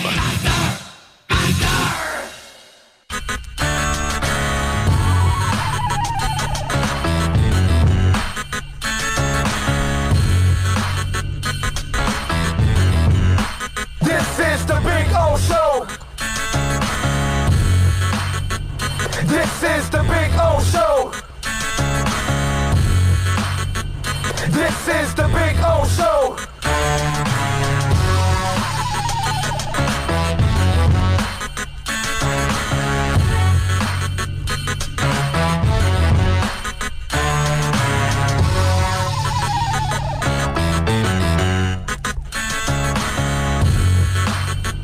This is the Big O Show. This is the Big O Show. All right, we are back.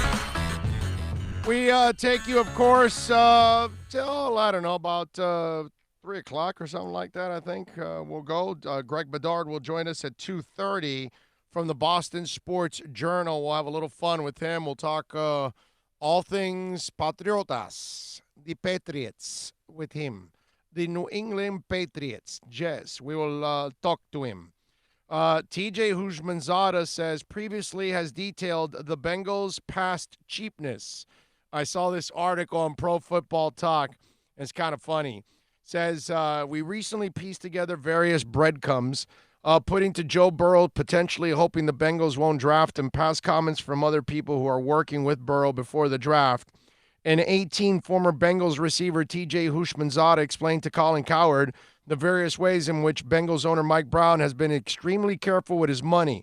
Houshmandzadeh said the Bengals used to lock up water and Gatorade after practice, that they provided used jockstrap to players, and that on the night before home games, they didn't take the team to a local hotel. We stayed at home. So as a rookie, you figured, oh, I was inactive last week. I'm going to be inactive this week. You'd go out and just go straight to the club or to the stadium on Sunday. That changed, Houshmandzadeh said.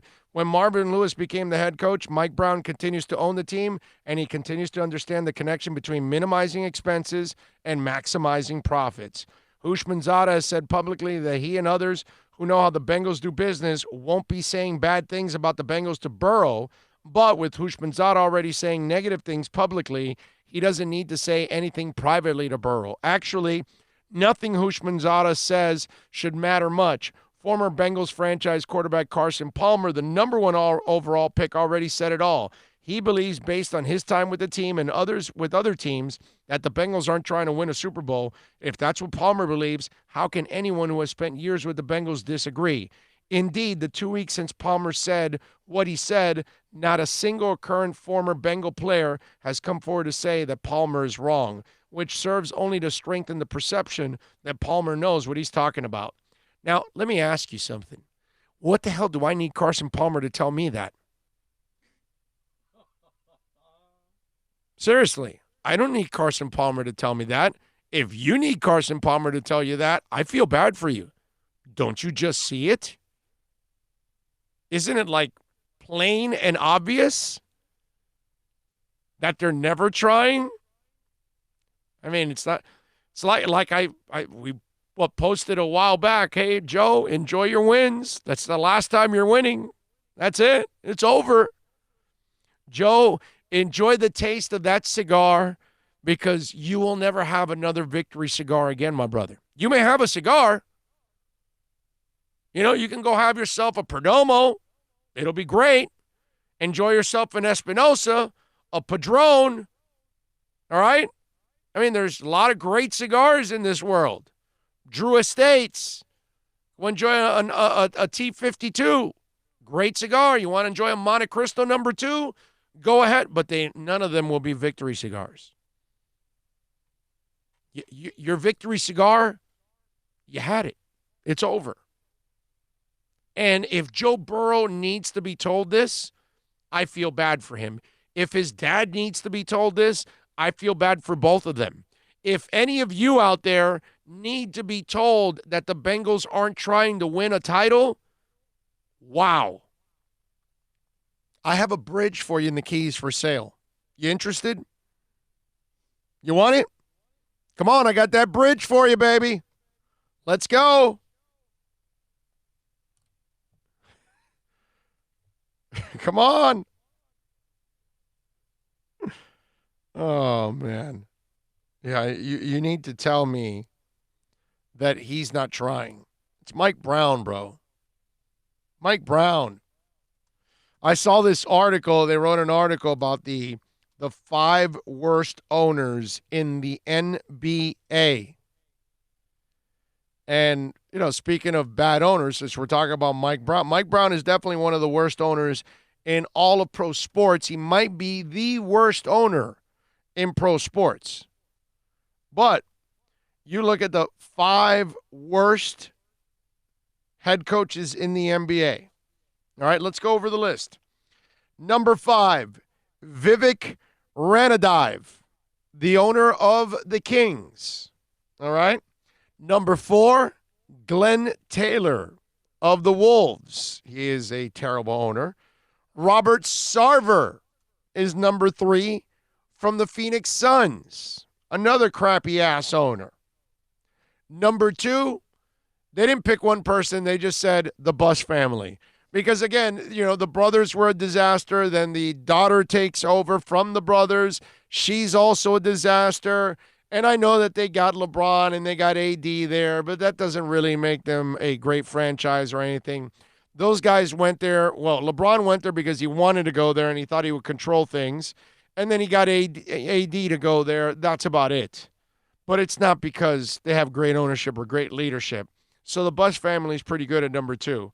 And then, of course, number 1, there's only one guy in the NBA that can be the number 1 worst owner, and you Knicks fans, of course, have that pride. I mean, that is all yours, man.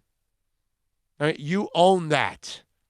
Isn't that so cool, Knicks fans, that you guys own the number 1 spot of the worst owner in the NBA?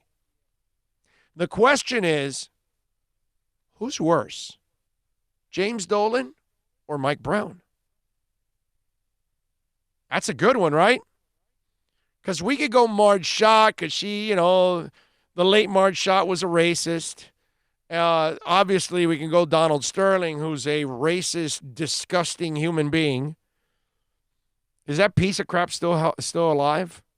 Anyway, so we can go there. But if we take racism out of it, James Dolan's got to be right there, man. It's him and Mike Brown, and wow, what a race. What a race to be the worst owner in pro sports. And it's those guys ahead of pretty much, I mean, we lost Jeffrey Loria already. He's no longer part of baseball. If Loria was still around, he'd be right there with Mike Brown and James Dolan. And please don't tell me that he won a title. That was Dombrowski that left him that title. Okay?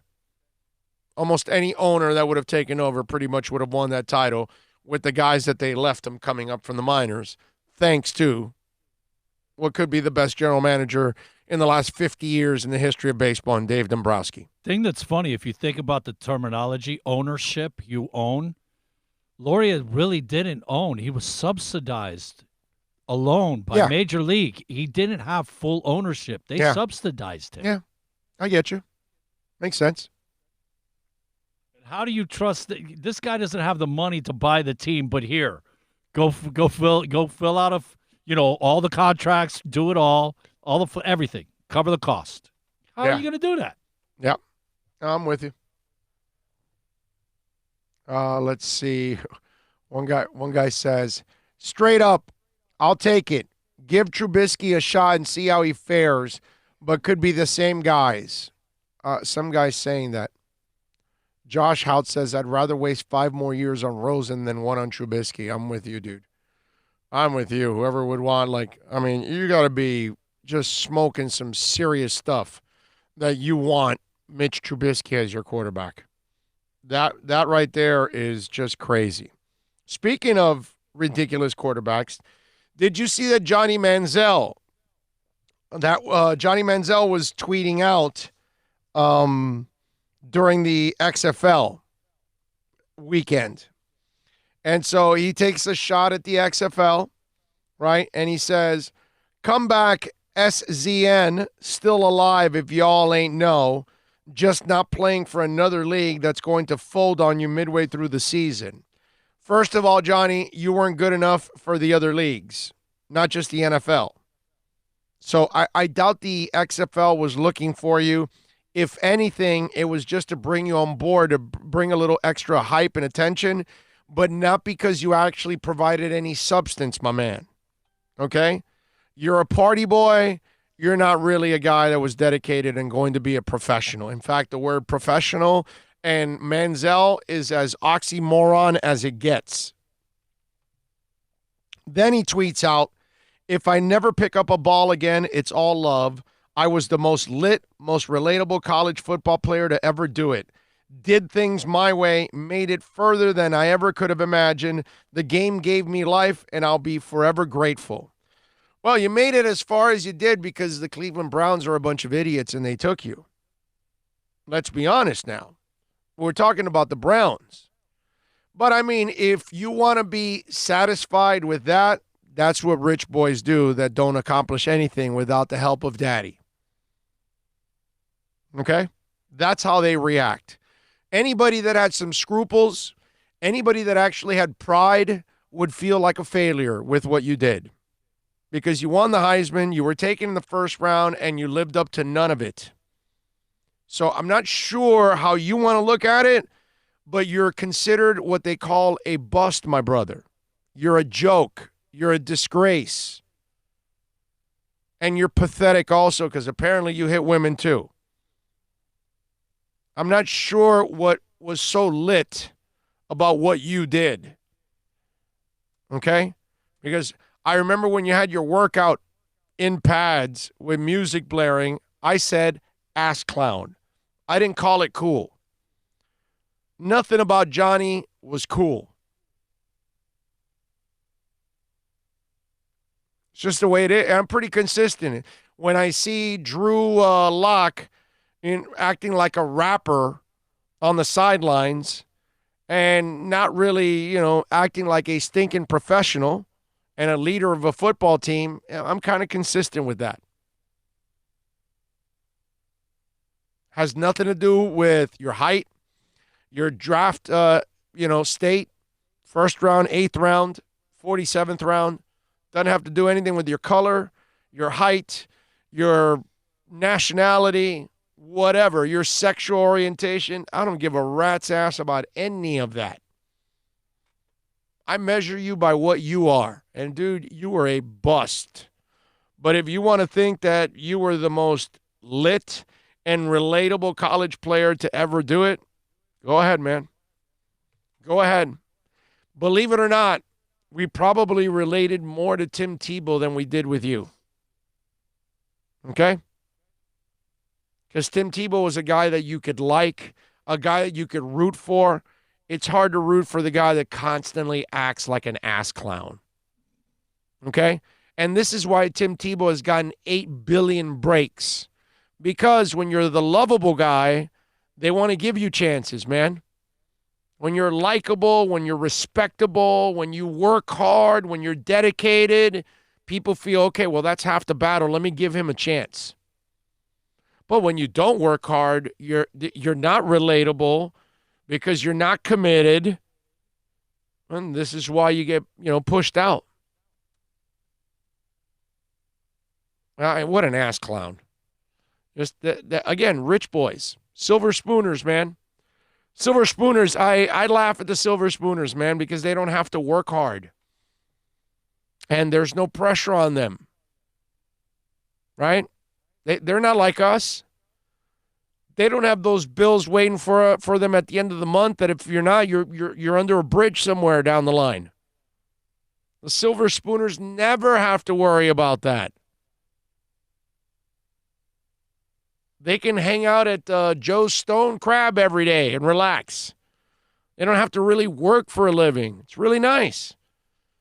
I mean, I envy you. I got to say it. I mean, I wish I didn't really have to work as hard as I do just to survive. You know, Craig Mish was really, really nice. He sent out a tweet on Sunday actually, after we had him on the show, and a really classy tweet. I've known the Mishmeister for, I don't know, it's 20-something years or something like that. And we've been, close friends for a long time here in this business. And he's grown up in this business, and I've watched him, do a lot of great things in this business, become a terrific MLB insider, all of that stuff.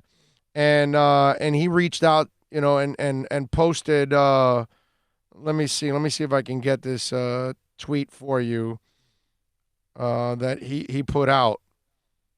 And I thought it was really nice, but at the same time, it was nice, but it was one of those things where it was more about the reality more than anything else that Mish was talking about. Let me get to this thing. Let me see if I can find it.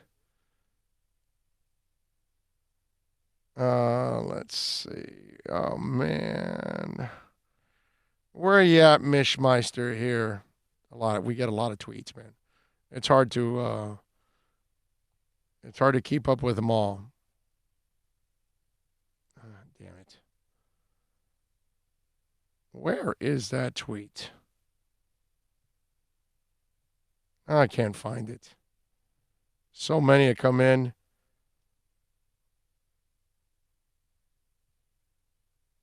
Oh, here we go. Perfect. I found it. So Mish tweets out, he goes, I guess I shouldn't be surprised after 20 plus years of constantly adjusting to the landscape and reinventing himself. So proud of that Big O show. He's building something special. And I appreciate that a lot because obviously Bill is here working his ass off every day along with myself and other people that we have, part of this, that it's not just us two, because there's no way it's going to take a lot more than two people just to get this thing off the ground the way we have already. But it's about grinding, man. It's about working hard. And the Silver Spooner doesn't have to do these kind of things. And all I did was tweet him back, thank you, my brother. You're too kind. I'm just a working stiff, which is what I am, adjusting to the ever-changing landscape of idiots and thieves that are a part of radio in this world. That's it. And I said, thank you, Craig Mish, for being a true friend. We grind because we love. And trust me, it's a grind. We got to work a lot to do what we do every single day. This man hasn't been in our business, and he's realizing it now in the last year now that he's been with me. And he realizes this is not an easy job. People think that this is an easy job. This is a really difficult job. And so it's just one of those deals where you got to grind, man. And that's where a guy like Manziel, he doesn't have to grind. He doesn't have that pressure. There's other guys out there that they want to become great players because they know that this is their chance to make the money. When the money's already in the bank because mommy and daddy already going to supply it for you, or they left you an inheritance, that's really nice, man. That's really nice. Hang out in Joe's Stone Crab all the time. Go ahead, baby. Go to the Forge and, just chill out. I get it. You don't have to work hard for your money. Some of us do. Some of us do, Johnny. Some of us have got to work really hard for our money.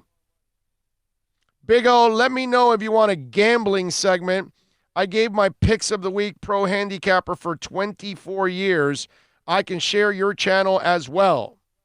That's what Lucky the Bookie is saying. What do you think about Gayle King and Snoop Dogg dust-up?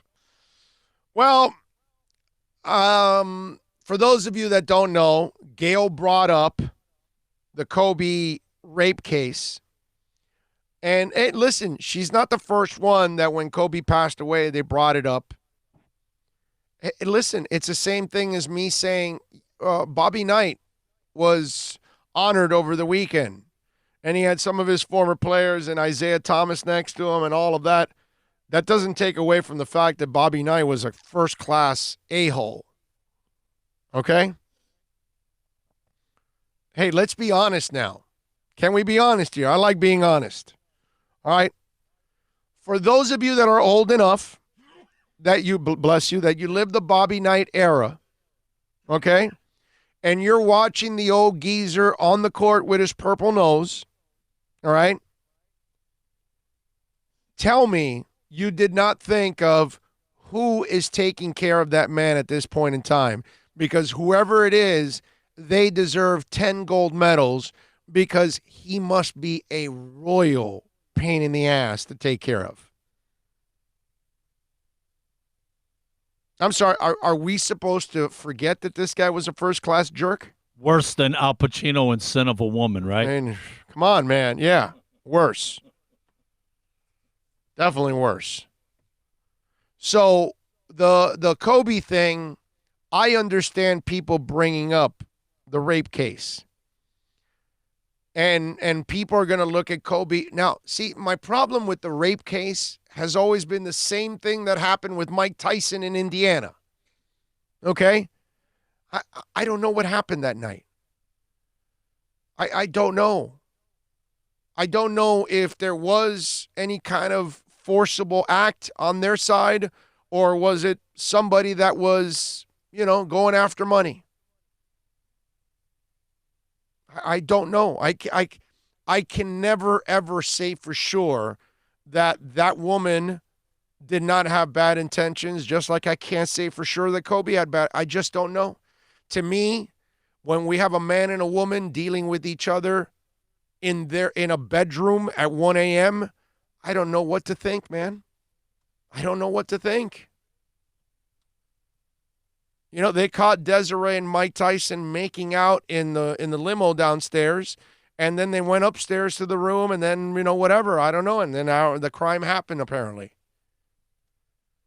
Did it really happen? Was it really a crime? Was it a woman that was setting him up? I mean, Mike had a judge that was a pro-woman's rights advocate and all that. I mean, it was the setup for Mike was brutal in Indiana. It was like so weird with the way everything. And I don't know if Mike really committed a crime or not. And I don't know if Kobe committed a crime or not. So I can't really look at him that way. Because I don't know. And in today's world, if I don't have enough proof, I can't believe either party. 40, 50, 60 years ago, women were respectable. And we could believe them. But nowadays, it's hard, man. It's hard to do that. You want to believe every woman. You want to believe every person that does this. And you definitely want to prosecute everybody that commits this kind of a crime. But the problem is, in today's world, the last 25, 30 years of this, it's changed. And there's a lot of women that have been lying about these kind of things. And so I don't know. But you can't get mad at somebody that brings it up on Kobe. Because as easy as I can say, I don't know what happened, so I don't know how to look at people either way. If you want to look at him guilty, then so be it. It's a free world. So Gayle King brought it up. Snoop thought it was classless. Thought it was the wrong time to bring it up, like a lot of people feel that, hey, this is not the time to bring it up. The guy just died. Give him some respect. Give him some peace. This is tied to him, unfortunately. This is tied to his history. This is a major part of Kobe's history. This was a moment in his life it was an ugly time. And we don't know if he committed a crime or not. For real, we just don't know. Nobody was there to witness whether the sex was consensual or not. Nobody. And so that's the problem we have with all of this. But again, where Snoop and who was the other person? Snoop and somebody else was pissed at Gayle. I'm forgetting who it was. They're entitled to be pissed at Gayle too. But Gayle is more than entitled to bring this up about Kobe because it may be true. And not Snoop, not you, not me. We don't know what happened. But I'm one of those that I'm kind of like in the middle. I'm not going to call the guy a rapist, and I'm not going to say that he's not a rapist. I don't know. I remember the one piece of evidence that kind of convinced me that this was all a sham and bullcrap. The people that were right underneath his room were out on the balcony for hours, whatever, the husband, wife. And if there was some type of scream or this, they would have heard it. Right. That was the one piece of evidence that was like, yeah, you know? I don't know. You didn't scream. You weren't in duress. You did nothing to bring attention. Yeah, I don't know. And these people were right outside the balcony. I do remember. Oh, Lisa Leslie. It was Lisa Leslie, the other one? Okay, there you go. Okay. You know what? With stuff like this, though, there is a time and a place, but this is something he has to live with because it was part of his life. For sure. And so people are going to bring it up at the time you die. If you have a moment like this, you know what I mean? Somebody is going to. Hey, look, Bobby Knight. I'm looking over the weekend. I'm seeing it. He's not dead. He's alive, and I know that he needed that moment to bring him back to Indiana and all that stuff and get a little bit of, because there's been a separation between him and the university and all that for a long, long time. And rightfully so. Yes, exactly. Yes, and rightfully so. But I also remember that Bobby Knight, while he was a great coach, he's an a-hole, dude. And I'm sorry to say it this way, I'm sure he's still an a-hole. Because that's the one thing that was going through my mind while he's standing there at half court. I'm going, my Lord, the nurse that has to take care of this guy must hate his or her life every single day. Because if that guy was the way he was when he was normal, like young, now when he's old and, Oh, this stuff does not improve with age. Oh, no. There is, like he barely had a filter then. Can you imagine now? There's no filter whatsoever. Oh, my Lord. I don't even want to know what goes on behind the scenes taking care of that guy. Okay? And I get it that he might have needed this moment, but considering the way he carried himself, I don't know if you're supposed to give him that moment, to be honest with you. You know what? It isn't just his caretaker. Anybody that has to deal with him in the course of a week at some point for any period, he's just in a constant abrasive. That guy is sandpaper. Yeah. He, in no way, shape, or form, has any type of respect for other people. Yeah. But he expects everybody else to respect him. Yeah. He's such a it's lost. But these are things that you have to talk about. These are things that are going to happen. Okay? OJ can walk around all he wants. We think he's a double murderer. Okay?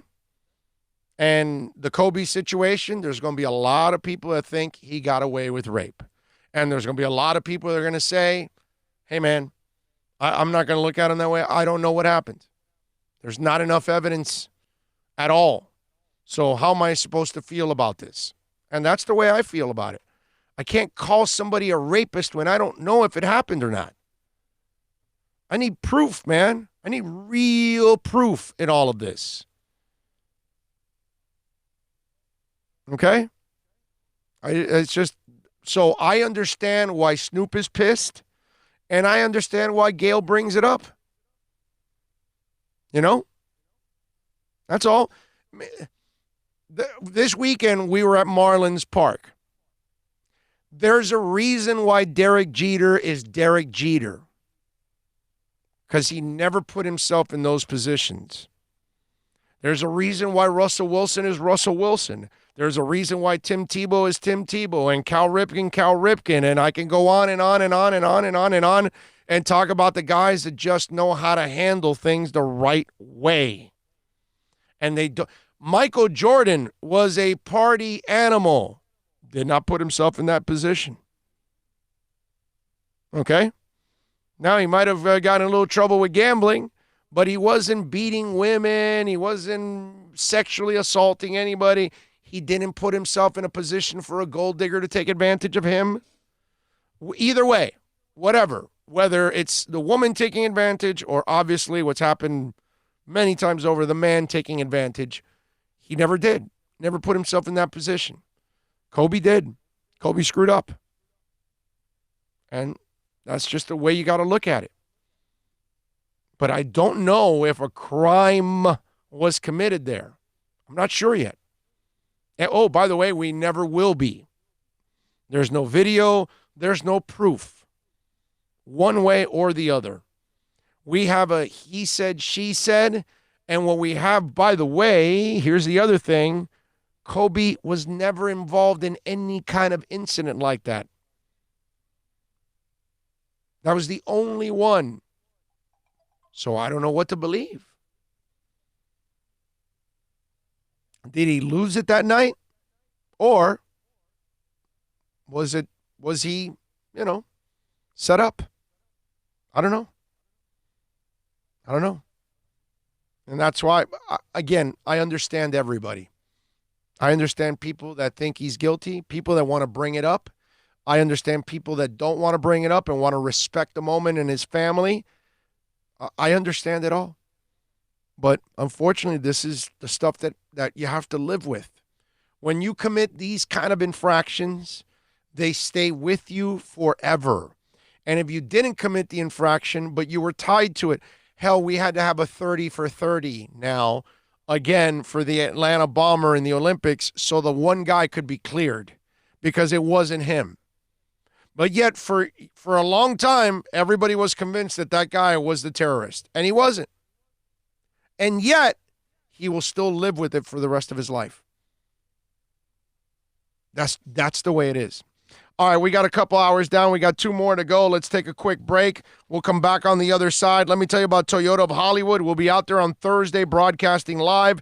They're open till midnight every single day, over 400,000 square feet. State-of-the-art facility. You're going to love that place, man. They've got great programs right now, 0% financing for 72 months. They'll make your payments until 2021.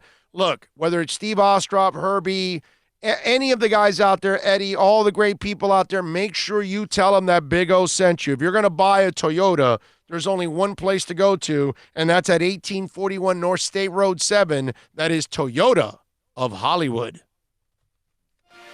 Thinking about buying or refinancing a home? Act now. Home values are ticking up. Don't put off making a move any longer. Call Michael Kodsey now at Choice Mortgage Bank, 561-441-2730, while mortgage interest rates are still at historical lows. Call now to get pre-approved and buy your dream home. If you're currently paying over $800 a month for rent, call 561-441-2730 now before interest rates go up. Down payments as low as 3.5%. Veterans may qualify for no money down. If you own a home, but you're upside down, Michael Kodsey can help. If you're being denied by your bank or your loan process is taking too long, call 561-441-2730. Act now while fixed rates are still under 3.5%. Offices in Boca and Boynton Beach. Rates and terms subject to change daily without notice. Equal housing lender. NMLS 122081.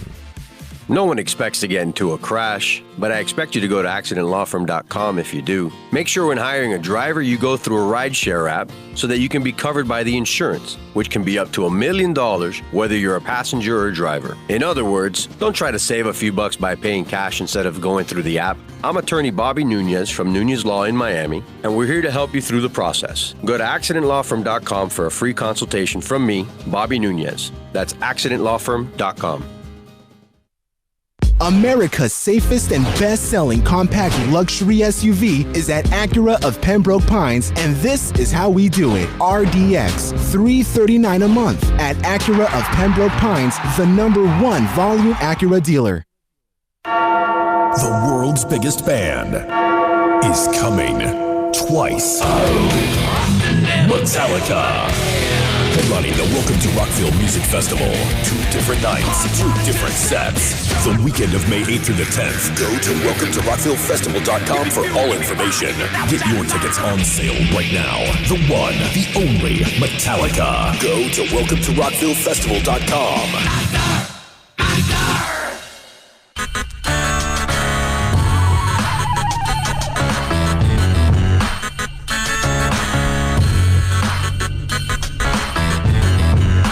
This is the Big O Show. This is the Big O Show. This is the Big O Show. This is the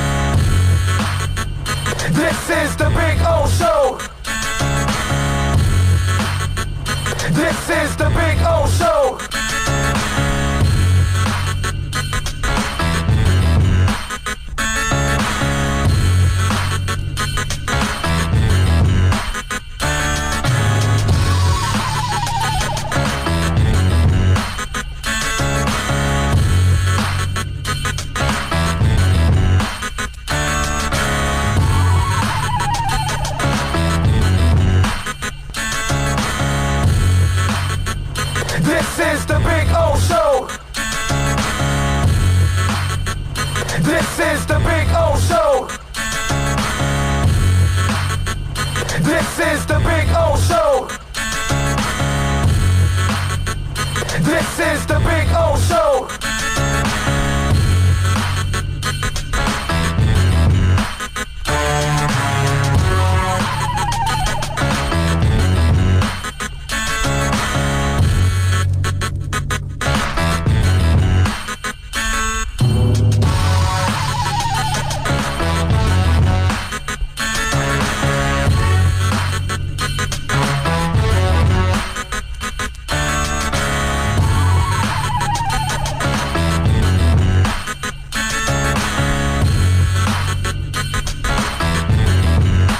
This is the Big O Show. This is the Big O Show. This is the Big O Show.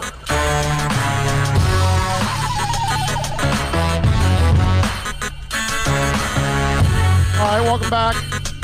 We take you, of course, till about 3 o'clock. If you want to get in on the accidentlawfirm.com text line, it's 786-322-1105. That's 786-322-1105. If you want to get in, Snoop is a joke, George says. Ask yourself this. Wouldn't he be the first to say something sarcastic if it were the president that had passed? I don't know about the president, but whatever. I'm just saying we're talking about this. I'm not going to start getting to the politics and all that crap. Let's see. What else do we have here? Lakeisha says, preach, Big O. Well, thank you, Lakeisha. Appreciate you. George says, keep grinding, O. We'll be here to help you there, buddy. Thank you, sir. Thank you, thank you. What else do we have on here? O'Shea Morris says, Big O, I'll see you in Vegas. I'll be there for the draft. Definitely plan on coming to Tommy Rockers. Well, you better be there at Tommy Rockers.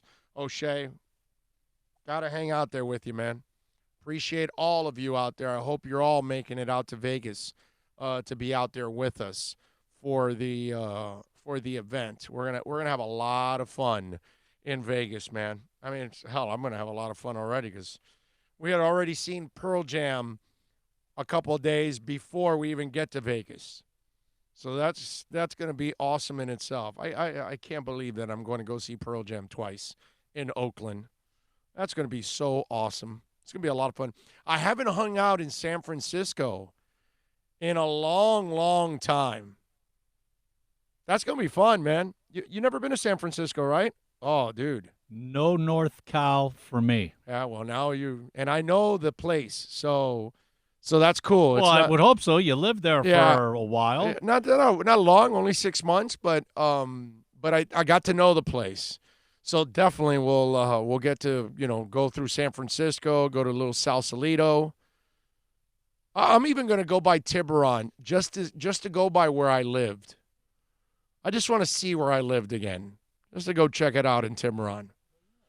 And plus, right down the street, there's a restaurant that's right on the water, and they have great burgers, okay? I don't know if anybody that's listening or watching right now is in Northern California. If you can, I forgot the name of the place. It was white and gray, the building, and then they've got an open deck out right by the water and tables all over. They serve great burgers there. I forgot the name of the bar, but it's right in that little downtown area of Tiburon. Maybe it's not even there anymore. It's been so long. We're talking 90s, man, when I was there. So it's been a long, long, long, long time since I've been there, but that was such a cool little restaurant. I visited a lot because obviously as a man living on his own, and I'm not necessarily a cook. This idiot here can cook. He can definitely. He's a chef. I can't cook for crap. I don't know about chef, but I could Compared to me, you are. Do some stuff in the kitchen. Yeah, I'm Compared to pretty me, good. you're a chef. I can cook anything. Compared to me, you're Guy Fieri. So I would visit that place like religiously. Anybody that's lived in Tiburon, if you know the name of that bar at the end of that downtown area, I got to go visit again just for the heck of it. A nice little lunch overlooking the bay, overlooking the Golden Gate Bridge, all that stuff. Oh, so cool, man.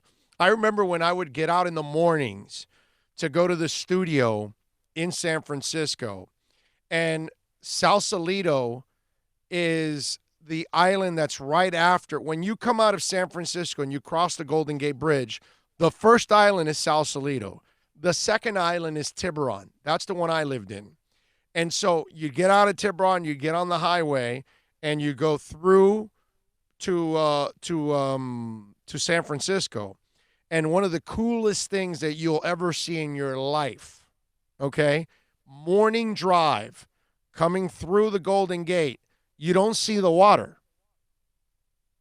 The water's disappeared because the fog is still on top of the water, covering the entire bay. But when you look out to downtown, it looks like downtown is floating on the clouds. That's the kind of picture that you would get. Okay? It's a picture that's like crazy nice. It's like one of those that blows you away when you see that picture because it looks like the entire downtown of San Francisco is floating on the clouds. So cool, man. It's one of those things. I doubt we'll be up early enough to go do that drive and check it out and see that view. Although, you know what? Maybe we could get no, I don't want to get a hotel in Sausalito or Tiburon. It'll be too expensive. I don't even know if they have them in Tiburon. Sausalito might have a hotel or two, but that is the one negative. The hotels there are going to be expensive as hell. I can tell you that. That's for sure. So we're gonna pay a pretty penny to stay in those things. But yeah, that's if you ever get to do that, and you go to Northern California, you go to San Francisco, that drive, and it was so cool for me because I had the 280ZX in those days.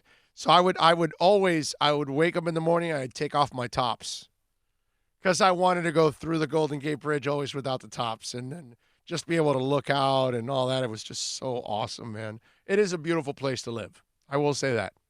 No doubt. Outside of South Florida, that's the only other place that I would live, that I wouldn't mind is Northern California.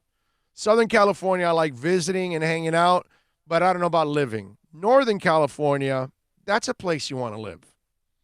That place is just so gorgeous. It's breathtaking, I got to tell you. Let's see. Big O, after all these years, you're finally embracing the Marlins? No, I've always embraced the Marlins. I haven't embraced the ownership. Okay? But yes, I am giving them a chance. I don't disagree with him, Mike. I just feel he should be last freaking guy giving lessons on ethics course.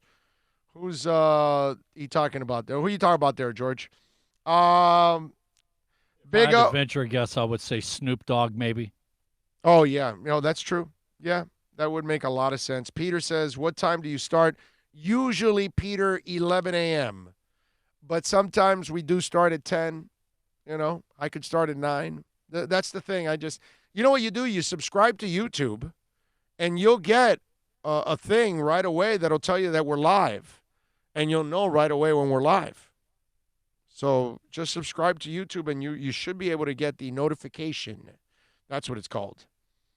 When you go to San Francisco, are you gonna do the DL, the poop app, and let us know how crappy it is compared to where you live there? Be honest. The DL poop app.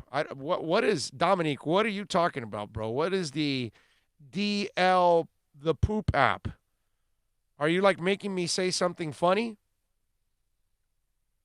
Let's see what else. LOL, the news doesn't report the truth on what goes on in Northern California. You deny there's poop and needles littering the streets of San Francisco?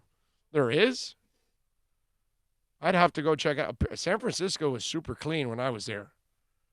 San Francisco's a really nice city, man. People are super decent. They stop their cars and let you cross the streets. Has San Francisco changed or something? I don't think so, bro. I have a hard time believing that. Look, every city has its area of town that is a little run down, that has vagrants, the whole thing that they're trying to say. Every big city has that. I'm sorry. If you think every big city's like Beverly Hills, forget about it. Yeah. It doesn't apply to any big metropolis in the U.S. NorCal says, let me know the dates you're in town for Pro Jam. Well, we are, I believe it's 17, 18, and 19. We're there because we fly out the 20 in the morning to Vegas. Because remember, we're going to be in Vegas from the 20th to the 27th. So it's the 3 days before we're in San Fran for the 2 shows in Oakland and Pearl Jam. 17, 18, and 19. We fly out on the 20th in the morning. We go to Vegas. So there you go, my man. We will be there for 3 days having some fun. Don't step in any poop in San Fran. All right, well, first of all, I don't step in poop in San Fran or Miami or New York or Houston or Atlanta, Michigan. It doesn't matter where I'm at. I really have no intentions on stepping on poop. That's just not really something that's like part of my agenda. You watch where you walk and you avoid that stuff, right? Yeah. Try to avoid like holes in the ground so I don't bust up my ankle. I look down at maybe bumps and cracks in the sidewalk so you don't. Has a manhole cover over it. Yes, definitely. I kind of do all. I'm not as sure about some of you guys out there, but I kind of watch where I walk. So it's not like you don't walk around like Mr. Magoo, in other words. Right, exactly. It's not like oops, I stepped in poop. Oops, I stepped in poop again. Oops, I stepped in poop again. In fact, my backyard is full of poop, and I still don't step on it. I got 4 dogs, and they all crap in my backyard. And you know what? The one thing about my dogs that I don't understand, the bastards, I had a white German Shepherd. We called them Dandy for Dandy Bread back in the day, and he was a white German Shepherd. Get it? There you go. Anyway, I love Dandy for this. I mean, I loved him overall. He lived like 15 years, which was great. It's pretty cool when you get your dog to live a long, long time. Like my golden retriever passed away at 8, and I was like, got neck cancer. Just killed me because like 8 is not enough. It might have been enough for a TV show, but not for a dog. And so, Dandy, I love this about Dandy. Dandy would go crap in the same part of the yard every day. He didn't like leave you minefields like all over the backyard. You like knew the one corner where you could not go. I wish my dogs would all like, hey, let's all do it all in this area here. But no, they're like all over the place in the backyard. And you got to just walk around like, you're hopscotching. Okay? Basically in my backyard. Minefield. It's like, it drives you crazy. I miss Dandy. He would crap in the same place all the time. So you could run around the entire yard. I had a big yard when I was a kid. Giant yard. And we knew that you would never run into crap ever anywhere in the yard except the one area that you knew, don't go over there, because if you go there, that's it. When we would play like hide and seek and all that kind of stuff, cops and robbers or cowboys and Indians, whatever it was, we would play with multiple houses and multiple yards. When we'd have new kids, we'd make sure we wouldn't tell them about my minefield. And then when you would hear, you knew where somebody was, and you can then attack them because you knew exactly where it was coming from. Oh, he stepped in the minefield. So it was great. And I'm thinking about it now. Can you imagine playing, cops and robbers or cowboys and Indians with your fake guns, and you're running from one house to another, one yard to another, like let's say you had like a half the block. So you had like maybe 4 or 5 houses together on each side of the block, and you were jumping fences and running from each other. Can you do that in today's world? When we played, we had the older kids that were the SWAT team, and then the little kids were the bad guys. We outnumbered them a little bit. It was like 7-12. But we played 3 blocks. Right. And there was no... But you get shot shot now. You were up on now. people's roofs. You were in their sheds. Yeah, you get shot now, bro. You could never do that. Oh, yeah, you would... We had the killer hide and seek. Like kids now they have a bogus hide and seek because they just got to do it like within their yard. We called it SWAT. Yeah, well, there you go. There was all different kinds of names. And so you were all over the place. You were jumping fences, running through bushes, running through alleys in between different houses. All that doesn't exist nowadays. You can't do that now. It's crazy stuff. There's an app that tells you where the bum's poop on the side of the street is, and you can compare it from where they were, because I went there 16 to 20 years later. I was like, oh, my God, really? So there's poop all over the place. All right. All right, we will. Hey, listen, if I can avoid the poop in my backyard, I can avoid poop anywhere. All right? That's all I can tell you. I guess we're having a very poopy story here. Big O, every major city has dirty areas these clowns are chirping in are clueless. Brother, I remember San Francisco and the people there and everything. It's just a different place. So I have great memories of it. I look forward to going and hanging out there. Peter says it's breathtaking. It is? All right. All right. Go to Pallet Rock City then. I just tuned in hearing about Poop App and needles. Yes, Dougie Fresh. Let's keep this up, folks. Cali has great areas, so chill out. Hail Finn Nation. That's what Drubo says. Go Gators. Hey, Phillip Rivers has officially parted ways with the Bolts. Yes, well, yeah, of course. Dude, he moved to Florida. He's out by the Tampa area. A lot of people think that the Bucks are the ones that are going to sign him. NorCal is bandwagon. He likes the Chiefs, the Nationals, the Raptors, the Brazilian soccer team, and the Antiguan cricket team. I had no idea, NorCal, you were a cricket fan. Big O, do you still do Mad Dog Radio on the weekends? You're so much better than... I'm not going to start. Dude, listen. Yes, we are still doing Mad Dog. We're not doing weekends like permanently. I do fill-ins now because, thank you, of this has taken off. And we can make a living from this. And I don't need to be, doing Mad Dog on a permanent basis or anything like that. So I stopped doing it. But I am going to be on again, just so you'll know, February 16th from 11 a.m. to 3 p.m., and then on the 17th from 8 p.m. to 11 p.m. So I'll be doing those shifts there on the 16th and the 17th on Mad Dog. So, yeah, I'm still doing. I was on for Super Bowl right before the Super Bowl, 3 to 6:25, led right into the Super Bowl. So yeah, we're we're still doing Mad Dog. I do a little fill-in when I can. That's all I do now. I cannot be there permanently every Saturday and Sunday. Put it this way, if I was there permanently on Saturday and Sunday, I wouldn't have been able to be at Marlins Fan Fest on Saturday. Which, it's more important for us to promote this and get this going, obviously, and give people in South Florida and all across the world real South Florida sports talk, okay, without 4,000 commercials.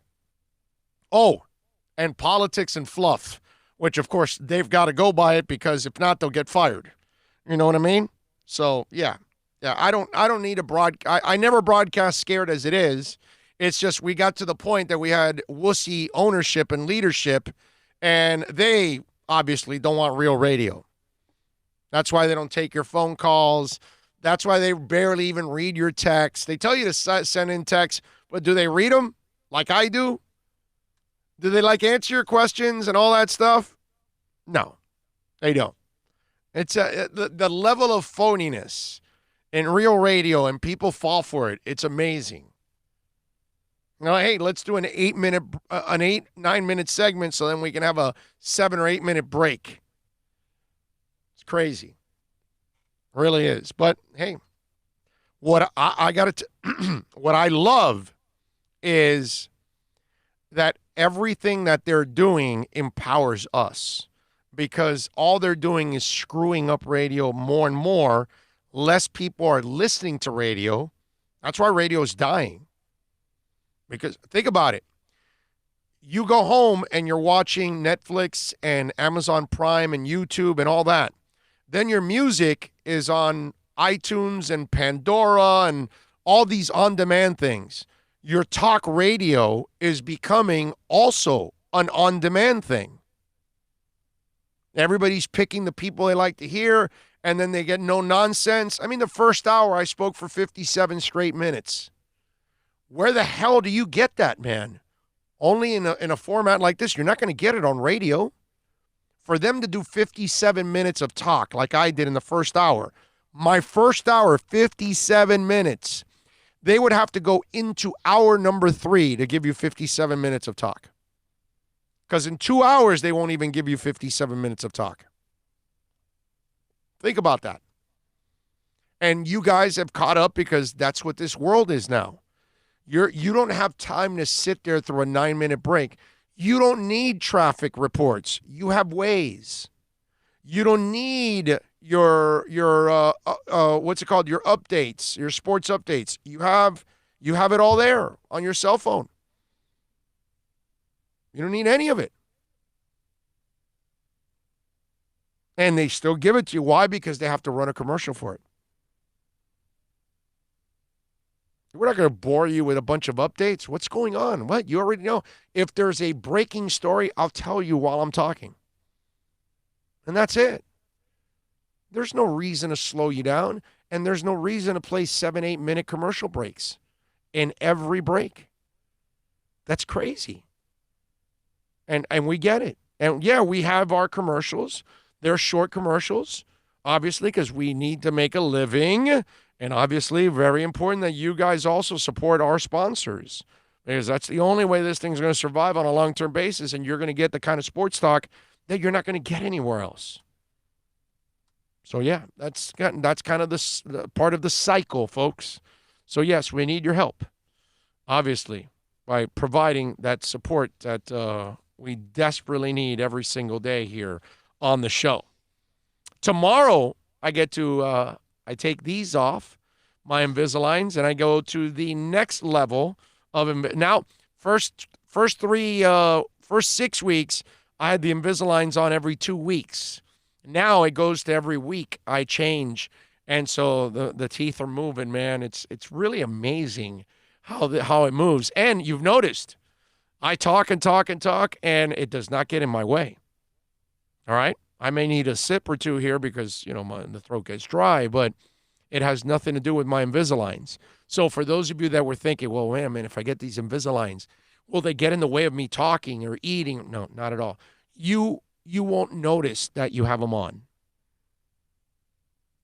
That's pretty cool. So call Moodius Dental. They are your Invisalign and implant experts. So you're looking for a root canal, you want to fill a cavity, you want to clean your teeth, state-of-the-art equipment. The service is second to none. Save this number down on your cell phone, 305-821-0231. That's 305-821-0231. Go to the website, call Eric, tell him that Big O sent you. MoodiusDental.com. Plus tax, tech title. It includes $8.99 dealer fee on approved credit. Offers end 11/10/19. Over 1,500 Toyotas are on the ground, and truckloads of new 2020 Toyotas just keep on coming.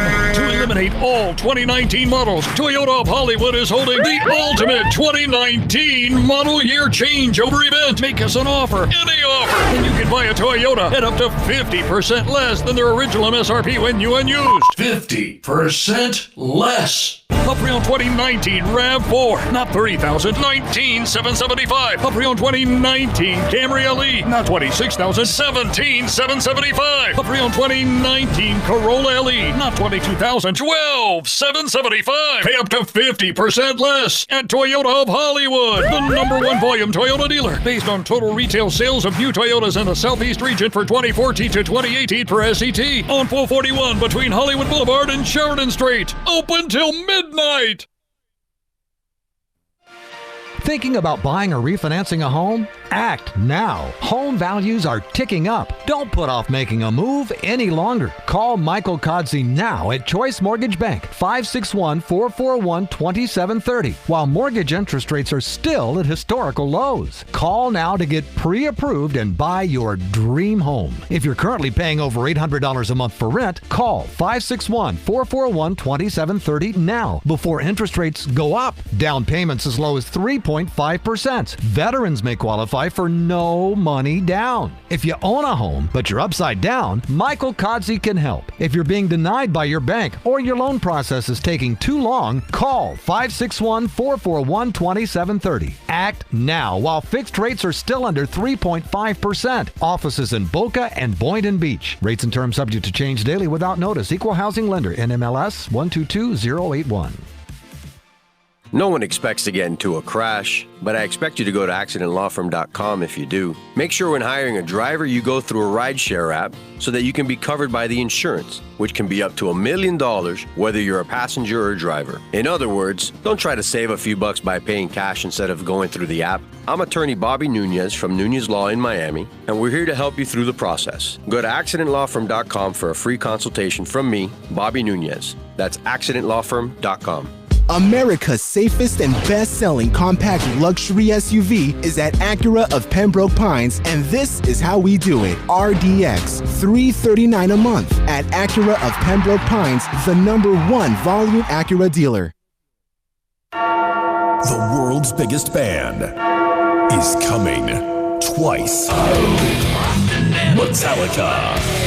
Headlining the Welcome to Rockville Music Festival. 2 different nights, 2 different sets. The weekend of May 8th through the 10th. Go to welcometorocktillefestival.com for all information.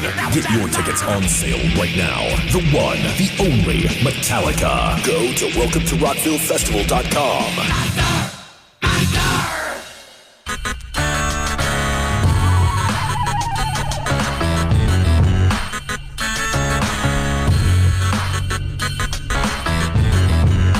This is the Big O Show. This is the Big O Show. This is the Big O Show.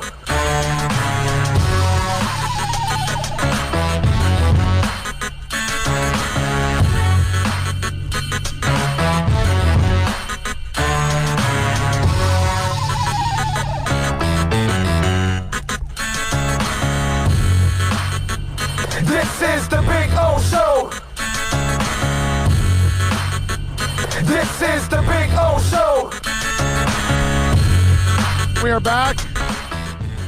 We take you, of course, till about 3 o'clock. If you want to get in, it's really simple. It's 786-322-1105 if you want to get in on the accidentlawfirm.com text line. That's 786-322-1105. Jason Latimer, by the way, who is in charge of media relations with the Marlins, said, any interested media, including all the Nancys, can hit us up at Marlins Comms. This is a championship culture and entertainment destination being built here. South Florida deserves the opportunity to be informed. How about that? And that was off of Craig Minervini's tweet, because Craig saw my tweet because I said all credit goes to New Marlins ownership group. We reached out to Jason Latimer, and he couldn't be more receptive and supportive. We can't do our jobs if we're not met halfway. Jason was a stud and displayed what media relations is all about. Okay? So Minervini then retweets my tweet and says, I've been saying this for a while. If some media, like at Big O's show here, is a little more open-minded and receptive instead of being a negative Nancy, no disrespect to Nancy's, you'll find some worthwhile and fun stories on the Marlins. And many people will appreciate it too. And then that's when Latimer followed up with any interested media, including all Nancy's, can hit us up at Marlins Com. That was good. That was good. Got to have a little fun with it. Because it's, don't let people tell you that the Marlins aren't trying now. Okay, in the past, that was accurate, but there's no way you can say that they're not trying. Okay? They are trying. All right? Omar Kelly says, Rex Ryan would be a great head coach at the University of Miami. Remember this tweet. I tweeted back to him that no, he wouldn't. There wouldn't be any food left for the players once he's done with breakfast. So that's not a good idea. All right? Rex, no. No. Okay? That's all. Don't do it. Whatever you do. In all seriousness, he knows nothing about the college games, doesn't recruit. I don't know if think about this. A parent comes to Rex Ryan comes to visit you, and he wants to take your kid to the campus. Do you really want your kid coached by Rex Ryan? You know what I'm saying? I don't know about that. I don't know what my man Omar Kelly is thinking about, what he's contemplating, how he views Rex Ryan. But Rex Ryan leading young men, I don't know if that's a good idea. That one I got a question. You know? Men, that's a whole different ballgame. But young men, is he going to teach them foot fetishes? Nah, I'm not saying not that there's anything wrong with that, but I don't know. Don't know. You think that foot fetish video will start appearing even more if you're in college? Whew. People holding up feet on the sidelines. Hey, yo, come on, Rex, check these out. They got like rubber feet. They'll be waving them at him. You got to be, a little careful with Rex. You wave those feet, he's going to think it's a chicken wing, and he's going to come chasing it. So it's dangerous. And Rex Ryan as your head coach, I don't know if there's enough food in the cafeteria. I don't think that's it. He might even bring his brother, and then they're both going to really finish out the food. Not for the day, for the week. Players are starving. Not a good thing. Rex Ryan as a college head coach. I don't know. I don't know if I am going with that one. 786-322-1105. Don't forget to give us the thumbs up while you're watching there on the YouTube chat board. Make sure you give us that big old thumbs up. We love you for it, of course, for keeping it locked here on the program. Let's see. I think there's still a following for regular sports talk radio. Look at Mad Dog Russo. He still does a killing, but that's because he engages his listeners and takes calls nonstop. No, that's satellite radio. I'm not talking about satellite radio. I'm talking about terrestrial radio. I'm talking about like the AM side, that talk radio. That's the one that's dying. Satellite doesn't have the breaks that regular radio does. I know because I do satellite. It's only a couple minutes an hour. It's not a lot. I'm talking about regular radio is dying. Okay? Regular radio, ooh, doggy. Big O, I'm going to go to New York in April. Mama, the Knicks play the Heat. I'm looking to attend that game. Do you want to contribute towards my tickets? First time at MSG, that's why. I'll contribute to your tickets when you buy my plane tickets for another event. How about that? You buy my tickets, my plane tickets to the Combine, and I'll buy you a pair of tickets over at MSG. How about that? I'll buy you Heat and Knicks tickets, and you buy me plane tickets over to the Combine. I think that is a fair exchange. Ian from Brooklyn says, your show is legit. End of story, period. Thank you, sir. Thank you. Let's see. I only listen to Joe Rose and Hawk and Crowder. All right. What else do we have? I also listen to Joe, especially during football season. Honestly, though, it's mostly for laughs and an occasional good interview. Nothing beats what this show is doing. Thank you, sir. Appreciate that. They play their commercial breaks, but also don't forget the 2 minutes on-air advertising the host gives before going into the break. I feel like I'm listening to an infomercial with 3 minutes of talk. Well, that's what they want you to do. That's why it becomes a really long-ass break. Pearl Jam way better with Dave Abuzessis on the drum kick. Listen, I don't know if I'm listening to Pearl Jam because of the drummer. Gotta be honest. So they've had like 800 drummers in Pearl Jam. Right? I think they're like on their 9th drummer right now. Don't know if I'm really missing any of the drummers. Oh, what a great post by you about Bam getting pissed his team got smoked. What's not like about Sexy Rexy? Yes, for those of you that did not see, Saturday, I thought it was really cool that, not that they lost, all right, I don't find that to be cool, but on, was it Saturday or was it Friday? No, it was Friday, actually. Yeah, it was Friday that they lost. So Friday when they lost against the Kings, 105-97, that I was telling you last week, you're like, no, they should win. No, the Kings aren't that bad. And they shot lights out. I mean, Bogdanovich was, man, as we say in Spanish, estaba insoportable. Anyway, they lose, right? And Bam has one hell of a game. He had 26 points, 7 rebounds, 3 assists, and 2 block shots. And if you go back to my tweet, I filmed the video of him getting pissed off.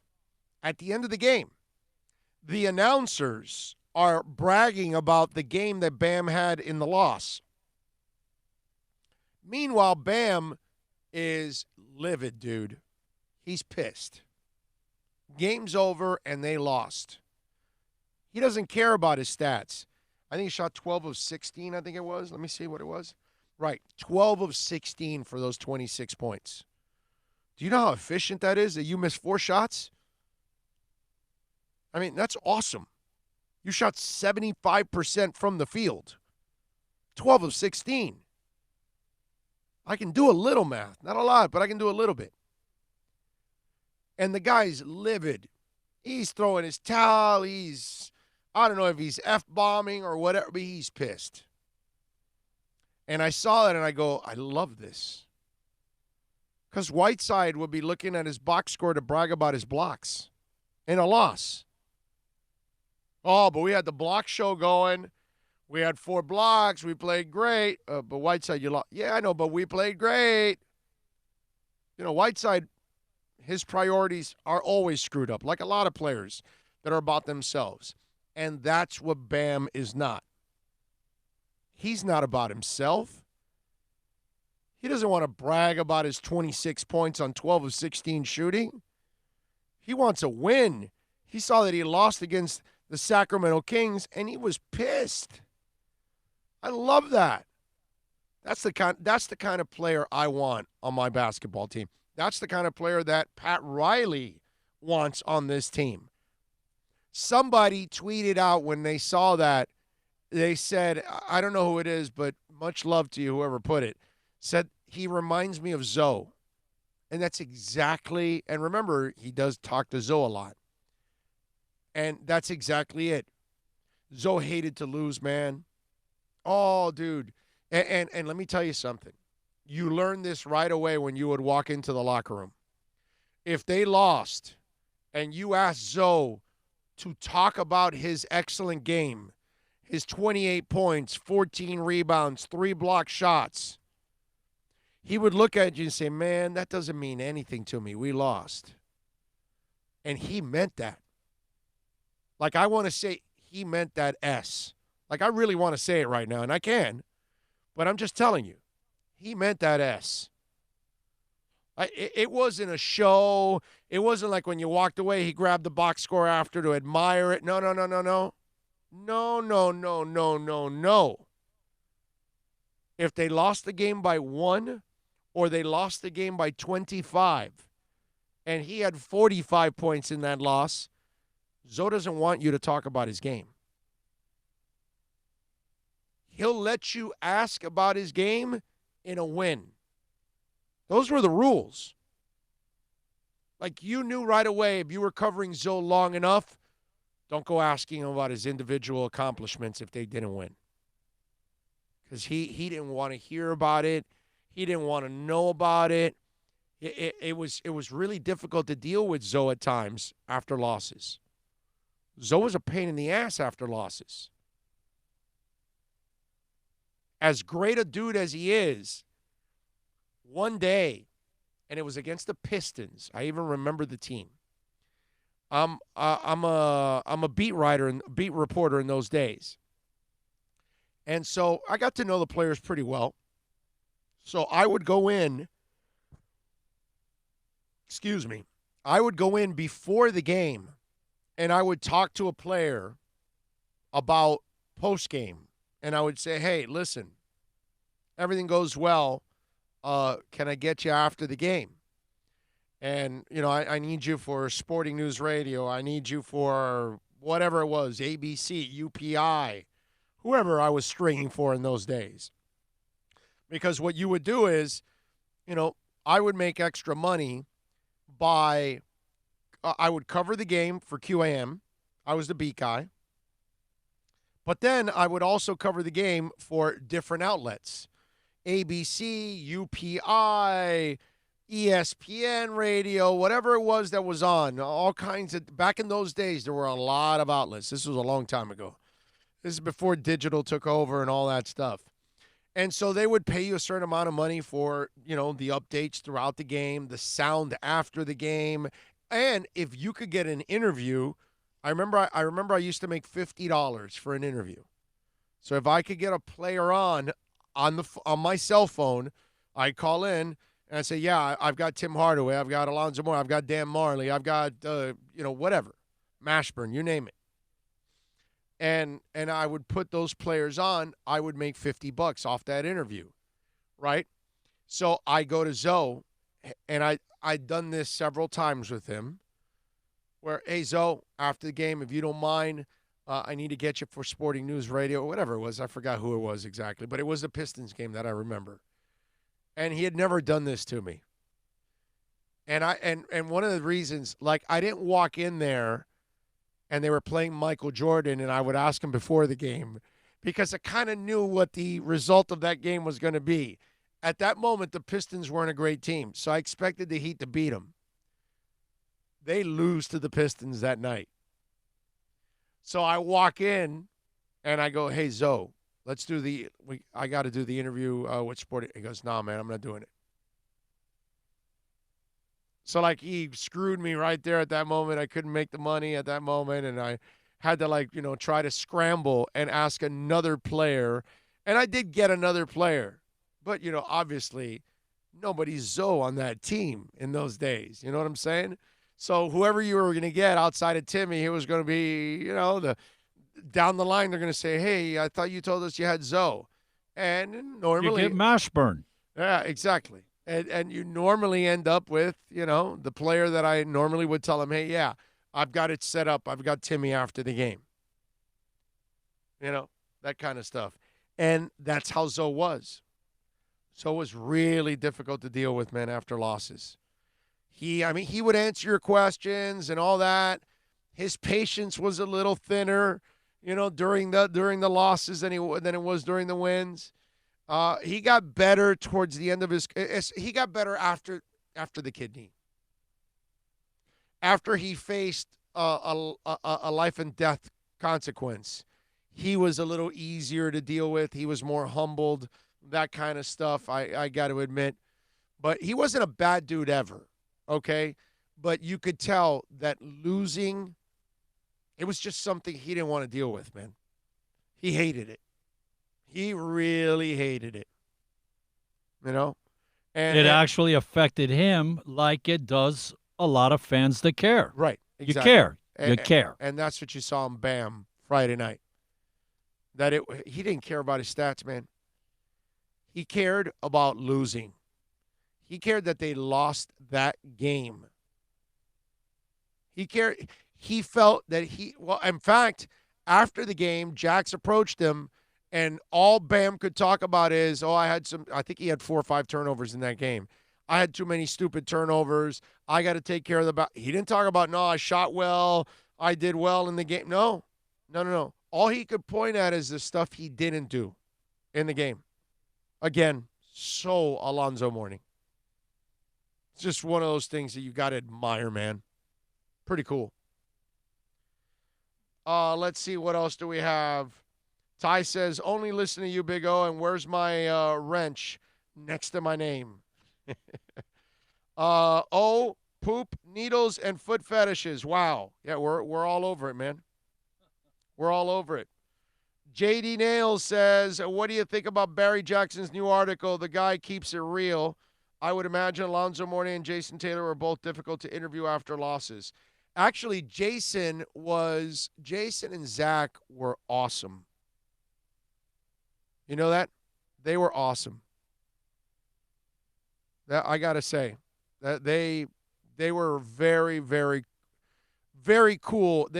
Like Jason and Zach were pissed about the loss, but they were better than Zoe dealing with it. They were easier to. They would answer the questions as much as it pained them, and you can tell, You got to tell me, what article are you talking about with Barry? Crowder leaves an impression in Heat debut I'm watching here. More clarity from Ed Rolls-Reed. I don't know what you're talking about. Antics, no, that's Salguero. Butler, Adebayo, and Olympic finalists. I don't know if that's the latest one. Let me see if it's dated the 10th. Maybe you're right. I mean, Barry writes an article like every 20 minutes. So I'm not sure. This one's from the 9th. I don't know what article you're talking about. But you got to tell me so I know. I haven't read every article of his that you said keeps it real, so I'd like to know which one is the one we're talking about here. Give me a heads up and I'll check it out, as they say. Let's see. Flipside Fishing says, oh no, that was the same one of Zoe and Taylor there on the text line. All right, 786-322-1105. That's 786-322-1105. If you want to get in on the accidentlawfirm.com text line, you can also reach out to us on Twitter. That's at Big O Show. Follow us there as always. Greg Bedard is set to join us at 2:30, so we're half hour away from Greg Bedard. Are you telling me that I've already talked for 3 hours? What was that? I'm sorry? I've talked for 3 hours? Yeah, almost. Wow. This has gone by fast. Hey, for your next astounding trick. Yeah. You'll add another hour. No. No, we're not adding another hour. No, not straight. No, 4 we're going hours. to take a break, but there'll be one more hour of the Big O show. Yeah, yes. At least one more hour. That's yes. what I'm saying. Dude, I'm not going to run you into the ground like that, bro. Tell We need your voice for the rest of the week. It just started. It's Monday. They're telling me to take Bill to Bowden's in San Francisco for some sourdough. So wait a minute. Hold on a second. You guys got to fill me in here on this. I'm taking Bill. I figured already. I had this in plan. Is it Pier 66, right? Where all the seals hang out?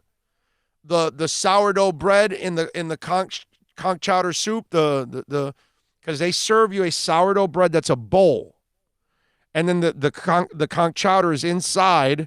You have the conch chowder, and then you just tear up the bread and eat it, and it's obviously godlike because it's so awesome. I've been to a few places that do that with the soup. Yeah, any place that does that bread bowl, I'm in. Yeah, but man. there's only one San Francisco. No, this is legendary right. all time. This is like. Yes. And I am Is it 61 or 60? Yeah. Am I getting Pier 66 confused with us here, 66? Or is it 61? Pier 66 is here. Well, the wharf. I know, right. But I'm saying the wharf over there, is it 61 or 66 now? Now I forget. Whatever. I'm old, man. I can't remember all of that. But isn't that the place that I should take them for the sourdough bread with the soup inside? Because that's like an experience in itself. Because everybody that did it, they copied them. That's where it originated, I'm pretty sure. So help me out there. Is it 61 or 66? Okay.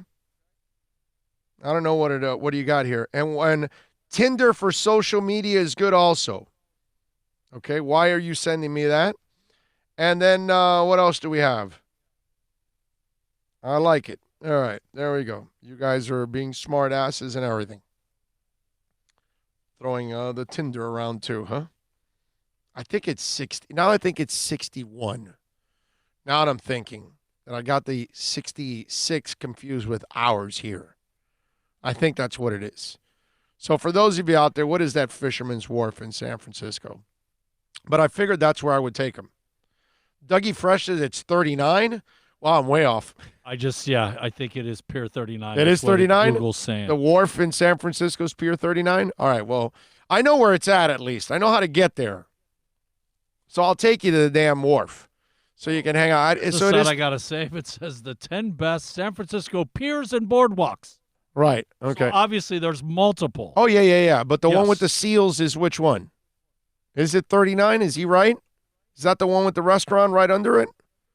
It says restaurant attractions, sea lions, and shopping. So that's 39? Okay, so that's where I'm taking you. Okay?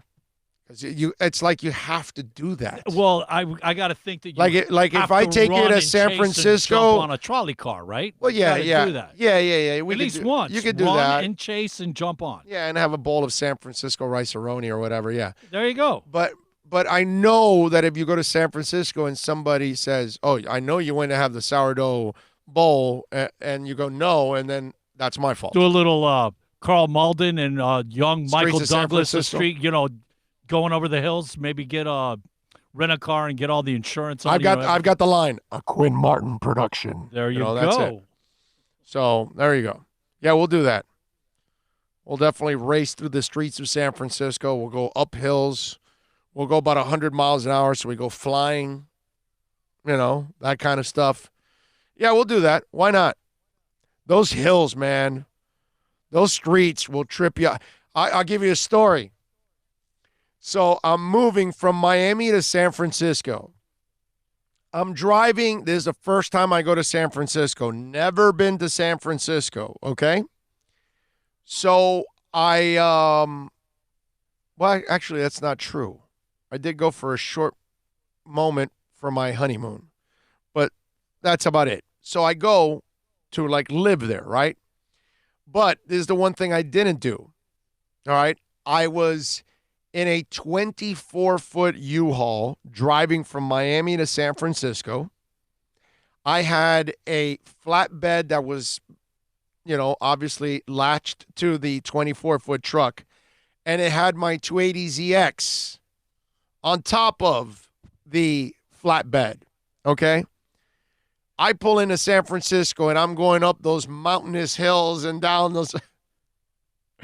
I got to tell you something. That was intimidating as hell to go through those streets with, and I'm the one that tied that car to the flatbed, and I'm like, Lord, I hope I tied this thing right, because with my luck, that car will get loose off the flatbed and just go down a hill and just ruin and hit cars and kill people, and it's just the end of my life, with my luck.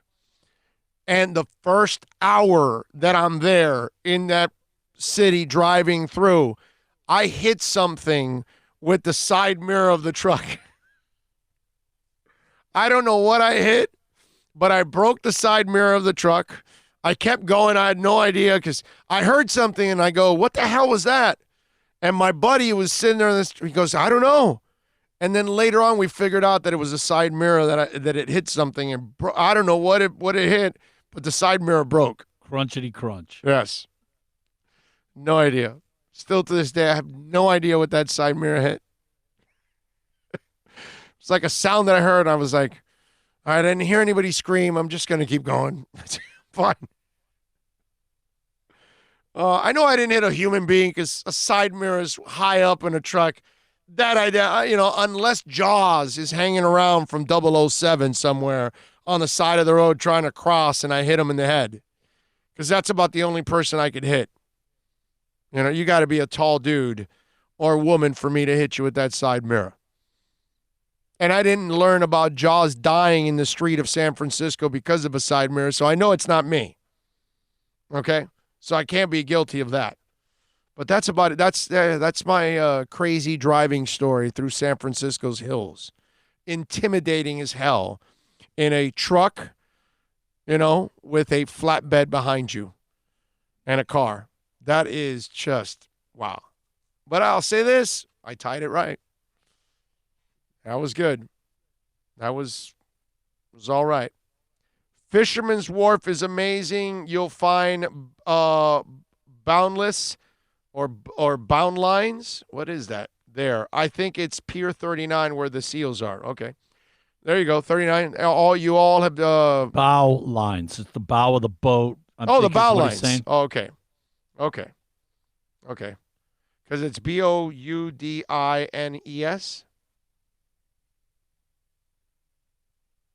I don't know what that is, but I guess that's what he means. I guess. I don't know if that's a word. Boudines. Maybe it is. I lived in Oakland. Go to Muir Woods to see the redwoods. Oh, I have. I've seen that.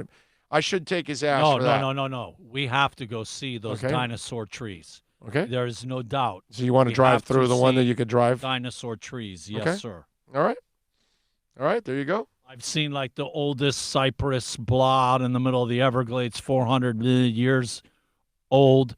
It was awe-inspiring because it's in the water. It's huge and the diameter of it. But redwoods, that's the ones like at looking at a Hialeah? dinosaur. How about the ones in Hialeah Park? Those things must be 150 years old. Those trees. Those are Florida pines. Those aren't Florida cypress. That's a difference. There's a difference. Those are Florida pines. You talking about the straight up? No, I'm talking about the ones that are like wide and they open up all over the place. I don't know what the hell they're called. With the vines? Are you talking? Like they're like long ass trees. They go sideways and they're super thick and they look. I don't know what kind of trees they are because I'm not what is that, a botanist or whatever the hell it's called? Or what the hell is that with those people that know trees? I don't know trees, but that's a funky-ass tree. That's got to be an old-ass tree. NorCal says, Dominic, yes, Pier 39 has a bunch of shops and the sea lions, and the seals chill on the docks. The seals and sea lions do poop a lot, though. You guys are into poop a lot, bro. What is wrong with all you people and poop? Well, what's all this poop talk? Why has it been so poopy today? Are you guys into poopy sales? The trees you're talking about are the ficus trees. I lost all of you there with poopy poopy sales. They have the major roots that like mess up sidewalks, and they have the vines that grow. Yeah. Those are ficus trees. That's what that is? And they're a mess. We had to cut one down in our yard. That looks like that tree. The thing started messing up the roof, and it was like, you got to go. There was a guy that was 2 doors down, and as tall and as big as you see the trees, they had figured that the rooting system of those two trees were under the yard next between us and were touching our yards. Now, we're talking big, standard yards. Yeah, look, those trees are 78, huge. like the rooting system had grown like 120 feet away from the tree itself. Ridiculous. When you get a chance this week, when you go to Hialeah, come in off of the other entrance on the other side, off of 74th, where you make a left on the, what is it? Is it Palm? Palm, Okay. right? Because 4th and Palm, right? Because Hialeah is between 4th and Palm, isn't it? Well, I mean, Hialeah's, actually goes from 20-something, 24. No, I'm talking about the other streets, the other way. There's Palm, Zero, When you're done and 70 then there's Red Road, which is West 4th. There's East 4th, that's the other side of Hialeah Racetrack. The east side is what? Yes. 4th, right? East 4th. Right. So the East 4th, 74th, there's an entrance. Go in there, and then you can park on that side, and you'll see, or drive through just for the hell of it, you'll see the trees that I'm talking about. They're freaking ginormous. The problem bro. with the ficus trees also, the roots grow out Right, and not that's it. down. Those are it. And what happens is when we get And these storms and it rains a lot, the ground gets loose, and the rooting system goes out, not down, so it's not stabilized, and you get 120-mile-per-hour wind, and it doesn't matter how big that tree is, it's going over. Yeah, and it busts up streets and sidewalks like crazy. Those vines, man. Anytime you see sidewalks busted up around town, anywhere in South Florida, it's probably a ficus tree that's done that. Yep, no doubt. No doubt. There you go. You guys, banyan trees, one guy says. I don't know. It's probably a ficus. I have no idea, dude. I'll go with what Bill says. I have no idea. I'm not the guy. You meant soupy sales. Yes, that's what I meant. Right, exactly. Very good, Nico. Nico, you're too young to know soupy sales. Wow. I met you, Nico. Damn. Holy crap. You must have watched a lot of shows with your parents or something, bro. How'd you know soupy sales? Wow, that's impressive. Nice job by you. Wouldn't expect you, Nico, to know soupy sales. Pretty good. Very impressive. What is it? Look, those are ficus trees. Oh, yeah. No, but this is like, but way thicker, right? They can get way thicker. That's not the one. This is just a little teeny. Well, I'm talking about this mother is, like the one that's in that circle is probably, I want to say it's like, yes, that's it. That's the one. That's the one they have at Hialeah Park. They have those crazy. Yes. Dude, it's a really nice like tree. Vines. They're literally like a vine. Yes. It's a big, wide tree and then big, wide roots and all that. Yeah, definitely. Yeah, those are the roots that you end up tripping on because you're like, holy crap, how many roots do you have? Damn it. At Arbondale, my elementary school was loaded with those trees, and those roots were all over the damn place. Somebody else's. Soupy Sales and Sons were the bass player and drummer of David Bowie's Tin Machine. Very nice. Very nice on the accidentlawfirm.com text line. Chiming in with a Soupy Sales nugget. How about that? That's pretty cool. Nice job by you guys. Coming up with Soupy Sales nuggets and everything. Not his personal nuggets, just nuggets of information. Is what we're talking about here. Okay, let's make sure we get this straight. Let's take a break, right? I was going to say, we're only 10 minutes past the hour. Yeah. Let's take a break. No stop signs here. Yeah, let's take a break here real quick because we've gone way over here as always. Hour number 4 is already started, but that's next. Plus tax, tech title. It includes $8.99 dealer fee on approved credit offers and 11/10/19. Over 1,500 Toyotas are on the ground, and truckloads of new 2020 Toyotas just keep on coming. To eliminate all 2019 models, Toyota of Hollywood is holding the ultimate 2019 model year changeover event. Make us an offer, any offer, and you can buy a Toyota at up to 50% less than their original MSRP when new and used. 50% less. A pre-owned 2019 RAV4, not $30,000, $19,775. A pre-owned 2019 Camry LE, not $26,000, $17,775. A pre-owned 2019 Corolla LE, not $22,000, $12,775. Pay up to 50% less at Toyota of Hollywood, the #1 volume Toyota dealer, based on total retail sales of new Toyotas in the Southeast region for 2014 to 2018 per SET, on 441 between Hollywood Boulevard and Sheridan Street. Open till midnight. Thinking about buying or refinancing a home? Act now. Home values are ticking up. Don't put off making a move any longer. Call Michael Kodsey now at Choice Mortgage Bank, 561-441-2730, while mortgage interest rates are still at historical lows. Call now to get pre-approved and buy your dream home. If you're currently paying over $800 a month for rent, call 561-441-2730 now before interest rates go up. Down payments as low as 3.5%. Veterans may qualify for no money down. If you own a home, but you're upside down, Michael Kodsey can help. If you're being denied by your bank or your loan process is taking too long, call 561-441-2730. Act now while fixed rates are still under 3.5%. Offices in Boca and Boynton Beach. Rates and terms subject to change daily without notice. Equal housing lender. NMLS 122081. No one expects to get into a crash, but I expect you to go to accidentlawfirm.com if you do. Make sure when hiring a driver, you go through a rideshare app so that you can be covered by the insurance, which can be up to $1 million whether you're a passenger or a driver. In other words, don't try to save a few bucks by paying cash instead of going through the app. I'm attorney Bobby Nunez from Nunez Law in Miami, and we're here to help you through the process. Go to accidentlawfirm.com for a free consultation from me, Bobby Nunez. That's accidentlawfirm.com. America's safest and best-selling compact luxury SUV is at Acura of Pembroke Pines, and this is how we do it. RDX, $339 a month at Acura of Pembroke Pines, the #1 volume Acura dealer. The world's biggest band is coming twice. Metallica. Headlining the Welcome to Rockville Music Festival. 2 different nights, 2 different sets. The weekend of May 8th through the 10th. Go to welcometorocktillfestival.com for all information. Get your tickets on sale right now. The one, the only Metallica. Go to welcometorocktillfestival.com.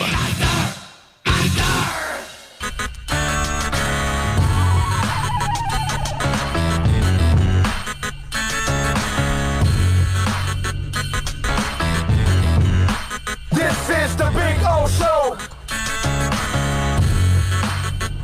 This is the Big O Show. This is the Big O Show.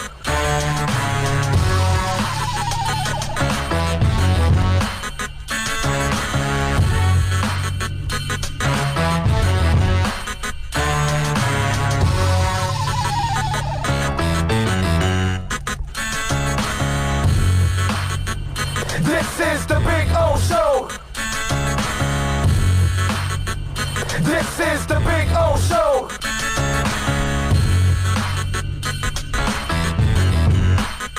We are back.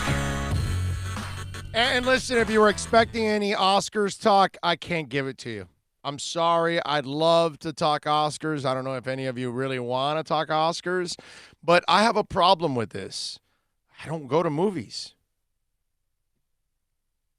How can I learned this years ago when I stopped going to movies, because I just rather wait till they're, on some kind of movie service, and then I'll watch them, and that's it. I go to very few movies, 007, a Star Wars, a Spider-Man, something like that. It's got to be some major type of thing like that. But outside of that, that's the one thing that I would tell you that I've never been an Oscars guy. Well, I haven't been an Oscars guy in a long, long time. I can't say never, because years ago, maybe when I was a teenager or maybe early 20s, I was still going to movies, and I could actually, give an opinion. I can't watch. I don't know how many of you are in the same boat, but it's hard for me to watch an award show that I know nothing about. If I haven't seen all the movies, how can I tell you which one I think is good or bad, or which one deserves an award or doesn't? You know what I mean? So that's the one thing that if you're wondering why I've gone 3 hours and 15 minutes and I haven't mentioned the Oscars, it's because I don't have anything. I don't have any substance to go with it at all. I just didn't watch it. I don't care because I really don't care at all. But I just wanted to mention it to you out there because some of you might be like, hey, man, the Oscars were yesterday and it's a big event, but I have no interest in the Oscars. So why the hell would I be commenting on the Oscars when I know nothing about the movies that came out this year? You know what I mean? Just weird. Really is. Getting into a little music talk before I get back to sports. I talked about this the other day with Huey Lewis, that he was losing his hearing. And it's got to be terrible to lose, one, your hearing overall because you're not able to communicate with people like you normally are throughout your lifetime. But then for a guy that sings, he can't hear the music, can't hear his voice, doesn't know what pitch he's at. So he even talked about it that when he was losing his hearing on stage, he had the worst night of his life because he could not get the singing right because he can't hear himself. And so he talked a little bit about this battle, which I didn't know about. I knew he had lost his hearing, but why? He says he's got a battle called with Meniere's disease. I'm not sure if I'm pronouncing it right. So if somebody wants to give me the phonetic way of saying it, but I think it's called Meniere's disease, has left him unable to sing and perform. And the upcoming album, which is coming out now, Huey Lewis and the News, Weather, is his final recordings. Meniere's disease is an inner ear disorder that can result in vertigo, tinnitus, and ear pressure. Lewis was diagnosed with the disease in 2018 after losing most of his hearing during a concert in Dallas. Listen to this. He went on stage and it was horrible, Lewis recounts in an interview with CBS Morning News. It said, it was unbelievable. Couldn't hear a thing. Sang out of tune. Had the worst night of my life. As a result of the diagnosis, Lewis canceled all future tour dates. He now says the symptoms have become so debilitating, it's unlikely he'll be able to record or perform again in the future. He says this is now 1 year and 8 months, and it's awful. He says, I can't hear music. It's hard enough to hear speech, but music is impossible. I can actually get better sometimes when I think, oh my gosh, I can almost sing. And I've sung twice in the last 2 years when my hearing was better, and I sang one song acoustically, but I couldn't for a full set. Lewis also admitted that the disease resulted in severe depression. In the first 2 months of this, I was suicidal. I can honestly share with you, I thought, crap, says the other word, I'm just going to commit suicide. I actually contemplated my demise, like pills.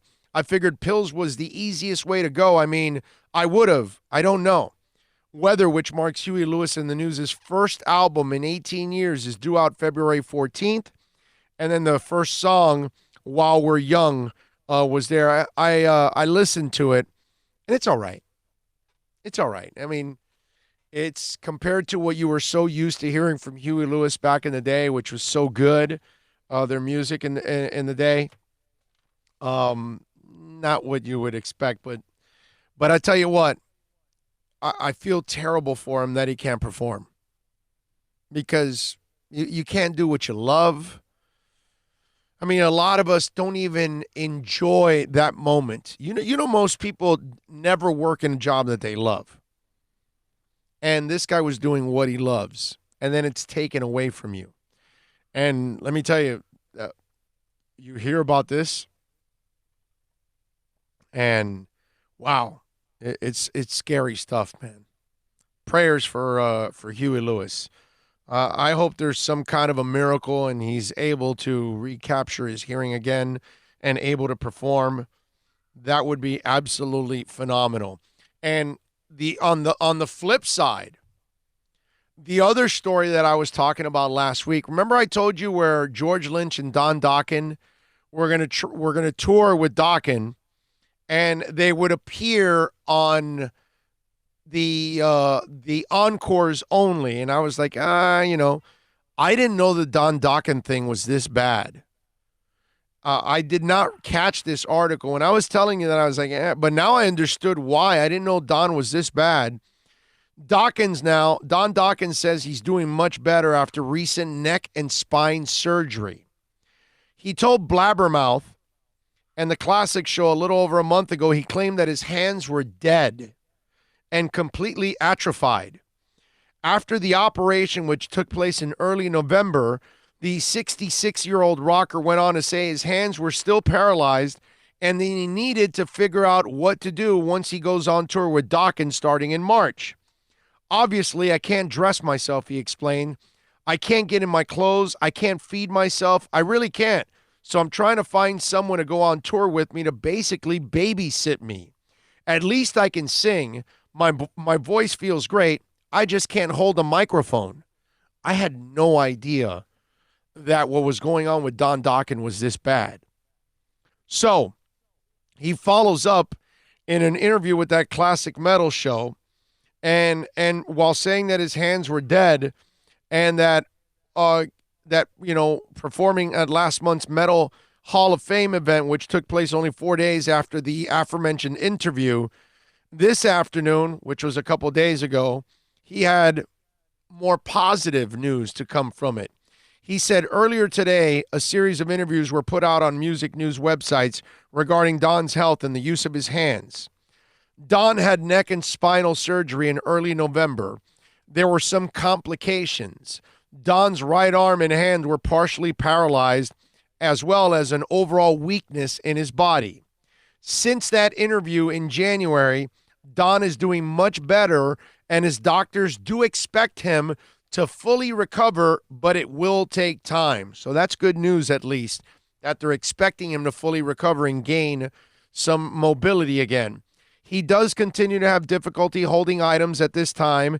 He's unable to play guitar. This does not affect his voice. That being said, there are no changes at this time to the upcoming show schedule. Don has been actively writing new music in great spirits, looks forward to the upcoming Dokken shows, and greatly appreciates the outpouring of support. You can expect more great Dokken music and shows this year. Just don't expect somersaults. So there was a little, obviously, levity to the whole situation. But to hear that Don Dokken has been going through all of this, I had no idea that it was this bad, that he was paralyzed, basically, in portions of his body. And if you hear the prior interview, he goes, the doctor told him that, that everything would be fine and all this. And then he comes out of surgery and he says, hey, how come I can't feel my hands? How come the doctor then goes, I'm sorry to tell you, but this happens in once out of certain thousands of cases, and you happen to be one. And he's like, yeah, I'm Mr. 1 out of something thousand. And he's pissed, obviously. He's furious. I'm sure that those doctors are going to get sued when it's all said and done. Because they told him, no, this is going to fix you. Because apparently the guy that he went to is the best in this area of spine and neck. And then he ends up paralyzed, partially, in certain parts of his upper body. Man. Look, I think most of us, it sucks, but most of us can live with age taking, away some of the things that we can do. We can't run like we used to. We can't recover like we used to. We can't party like we used to. We can't dance till 3 a.m, drinking with the wife or the girlfriend, and then wake up the next day and rock and roll and we're ready to go. No, dude, we do that and we're freaking dying the next day. Right? We're complete. Age is something that, okay, but when these kind of things happen to people and it steals what they love to do, That's criminal-like, man. I feel terrible for them. Age is age. Hey, we're all going to get to a point where we can't do the same thing.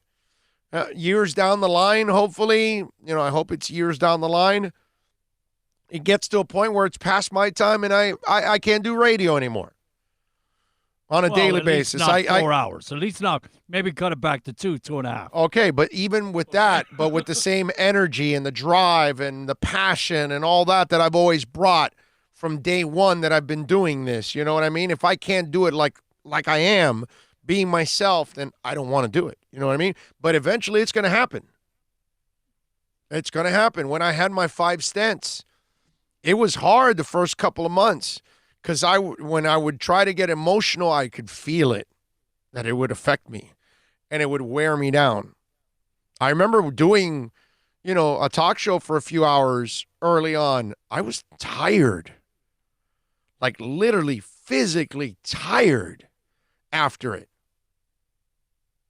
Because it's not easy. Well, this is a very hard job to do. When you bring emotion actually will wear you out more than physical. Yeah. It will take more of a toll on you. You need energy. So it's understandable. You bring emotion to the table, you're going to be physically drained more. Yeah.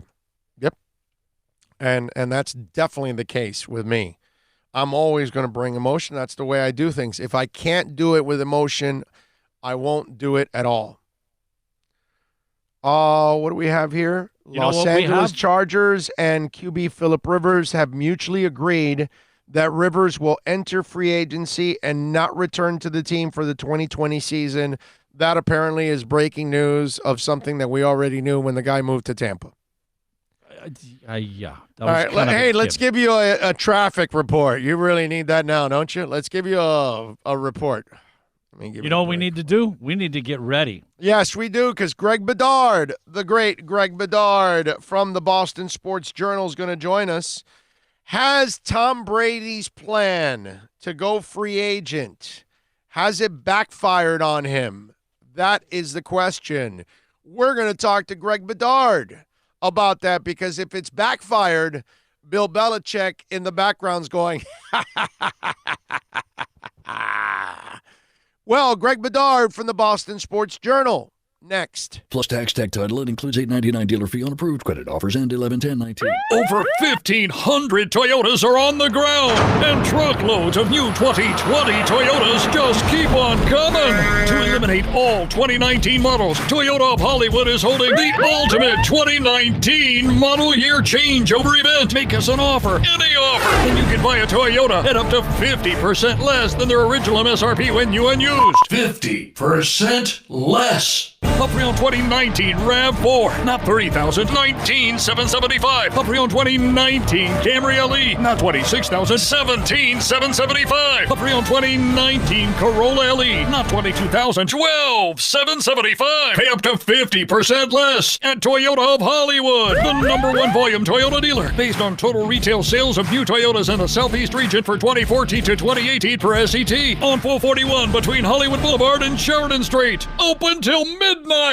No one expects to get into a crash, but I expect you to go to accidentlawfirm.com if you do. Make sure when hiring a driver, you go through a rideshare app so that you can be covered by the insurance, which can be up to $1 million whether you're a passenger or a driver. In other words, don't try to save a few bucks by paying cash instead of going through the app. I'm attorney Bobby Nunez from Nunez Law in Miami, and we're here to help you through the process. Go to accidentlawfirm.com for a free consultation from me, Bobby Nunez. That's accidentlawfirm.com.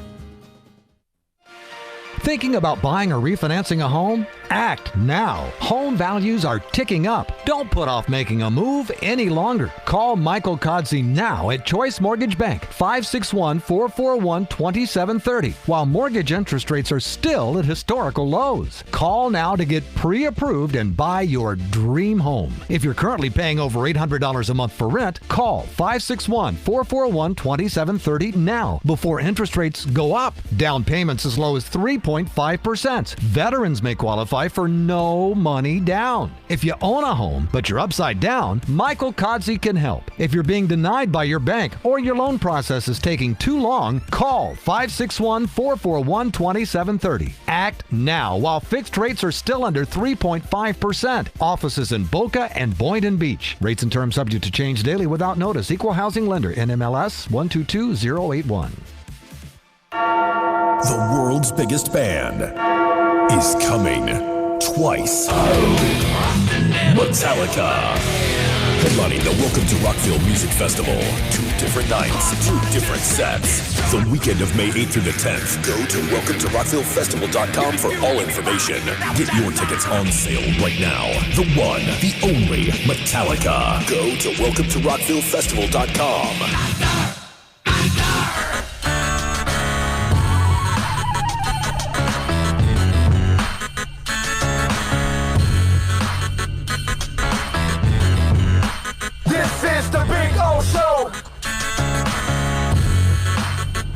This is the Big O Show. This is the Big O Show. We are back. We're going to talk to Greg. We're going to talk to Greg Bedard from the Boston Sports Journal. You can follow him on Twitter at Greg A. Bedard. He wrote an interesting story about Tom Brady and the fact that maybe the Patriots aren't that worried about where he's going to go. Because in that story, Greg thinks that it's really only the Chargers that are interested. And so that's the part that I got to tell you, it doesn't look like Brady's plan maybe working maybe working the way he wanted it to do, you know? Damn. When you talk a lot of hours, it happens. All right, here we go. Greg on Twitter, you can follow him at Greg A. Bedard. You can catch the work at the BostonSportsJournal.com. Let's bring him aboard. Greg, good afternoon, my friend. How are you doing? Good. What's up, Al? Loving life, baby. Loving life. I was reading your article on Tom Brady and the fact that maybe it sounds, Greg, like his plan may not be going the way he thought it might. And maybe the options he thought he was going to have, it seems like from what you're finding out, there aren't a lot of them out there. Yeah, I mean, there's a whole bunch of different things at play here. I mean, you know, I guess we could start with the teams. You know, from talking to people around Brady and also people around the league, I mean, like, you know, I mean, is he really going to go to Las Vegas and he's going to go with John Gruden and Gruden's West Coast offense and all that? And is that really what he's going to do? I doubt it. Tennessee, you know, I don't know how crazy he is about that offense and Arthur Smith and, you know, and are those weapons capable? Jonnu Smith and A.J. Brown, are those guys capable of running option routes for Tom Brady, which he's going to want them to do? So, I mean, you know, when you talk to people around the league, it just seems like, you know, the Chargers are the most viable alternative because, I mean, they need Brady. I mean, they desperately need him. Maybe all the other teams don't, but, you know, we'll have to see whether Miami is sort of laying in the weeds and some sort of outlier. I doubt it. I mean, their whole plan for, you know, the past couple of years has been just, you know, get younger and rebuild this thing the right way from the foundation on up. And all of a sudden you're going to bring in a 43-year-old quarterback? That doesn't make a lot of sense. No shot Miami brings him in. None whatsoever. There's no way they bring him in. That's not what their plan is. They're trying to build young. And if they want a quarterback, it's a bridge guy, and Brady's not considered a bridge guy. That's not what you bring him in for. Let me ask you something, because for me, the best fit, I believe, you got to adjust your offense a little, but that's what good coaches do. The Chicago Bears, for me, are the perfect spot for him. With that defense, that running game, and those weapons, I think he has the people there to have the success. Now, whether the coach wants to adjust it, and all that other stuff, that's a whole different ball game. But I love Chicago for Brady. I really do. I think that would be fantastic. Yeah, I don't discount that. It's just that, Ryan Pace, the GM there, hasn't shown, any sort of inkling about Mitch Trubisky, his draft pick. He passed over Deshaun Watson and Patrick Mahomes, and for Trubisky, he seems to be the prototypical guy who is going to go down with the ship because, he's the guy who came up with Trubisky. He's going to have to suffer with him. I don't discount what you're saying, but also, that's the Eagles offense and, Andy Reid's offense and Nagy and all that stuff. I don't know how good of a fit that is for, what Brady's done. Brady, accentuates in the horizontal passing game, 10 yards and in, the width of the field, that sort of thing where, that Andy Reid offense is more attacking and deep and big plays and things like that. And Brady hasn't been that since 2007. And so, I could see why you think that. I just think in general, Brady's options are going to be limited. I would not discount John Elway and the Broncos. I think, Drew Lock, he might be the quarterback of the future, but, Elway with Manning and all that stuff. And, but the big problem with this whole Brady thing is going to be the timing. Because, if Tom Brady thinks he's going to wine and dine and take free agency tours, you think Belichick's just going to sit there and wait to hear what Tom Brady has to say after 2 days, 3, 4, 5 days in free agency? Bill Belichick needs a quarterback. He's not going to wait around for Brady. So, how is that all going to work out? People aren't really sure how any of this is going to work. Yeah, and here's the thing, and I've been saying this for a couple months. He set this all up, Brady I'm talking about, have his trainer sell his house, he sells his house, gets out of that big brother thing, whatever, all this. He's set for free agency, and I think this has all been a ploy to have leverage so he can get what he needs in his final year or two with the Patriots and use it against Belichick. And because he knows the owner loves him, he's going to use the leverage of the owner, kind of the way they did with Garoppolo and got rid of Garoppolo. So you tell me, am I right or wrong? And if I'm right, how does this whole power play work when Belichick is still calling all the shots? Is Brady counting on the owner to override a lot of this stuff and say, Bill, we got to do this. We got to bend over backwards for him, and we got to give him what he wants, salary, players, whatever it is that he's searching for? You tell me. And I think that he is. I think that he thinks at the end of the day, Kraft is not going to be able to stand up to, if Patriots fans hear that Tom Brady is going to, say the Tennessee Titans with Mike Vrabel, there's going to be an open revolt about that, here. And is Kraft going to take that? When has Kraft ever stood up to, sort of the ridicule of this fan base? Even with, he knew, say on like Spygate that he made, or even Deflategate, that he made a humongous error, like believing in the commissioner and that he was going to do the right thing and that this would buy him some goodwill and Tom Brady wouldn't get suspended. And, he completely miscalculated that. And all of a sudden, he started coming out with, all these statements about, how he was for Brady and all this stuff. So, I think that Brady, and you talk to people around him, Brady thinks at the end of the day that the Patriots are going to step up to the plate and give him what he wants, and he'll be back here. Now, is that going to happen? I don't know. But, if like I heard Ian Rappaport today, who's a good reporter who talks to a lot of people, he was talking about the timing of the thing and about how Kraft gave this to Brady not having the franchise tag so that, Tom Brady was free to make his own choice, and that, he hopes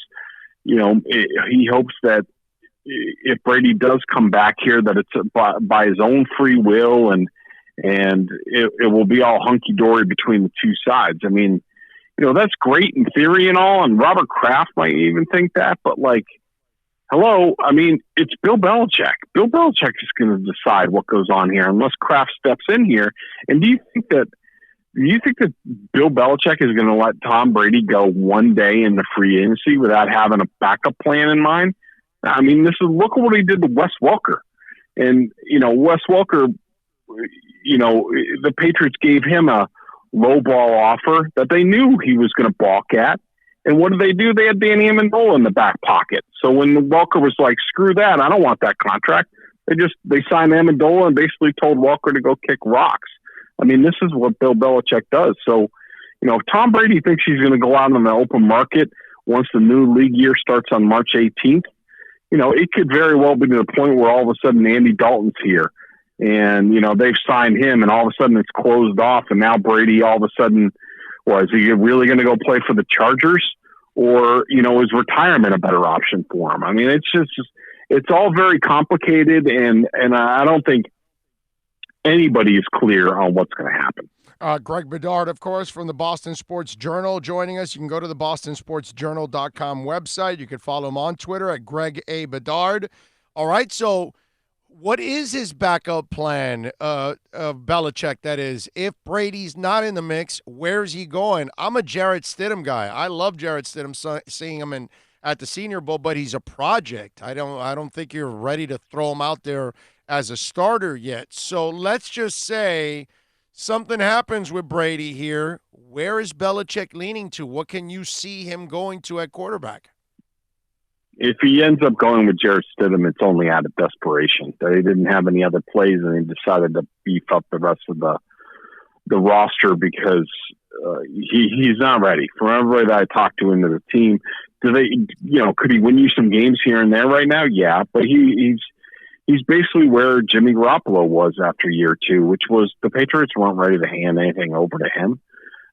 So, Stidham needs more seasoning. He at least needs to be in a competition with somebody. And I have no idea what they're going to do. Nobody in the building has any idea what Belichick is going to do.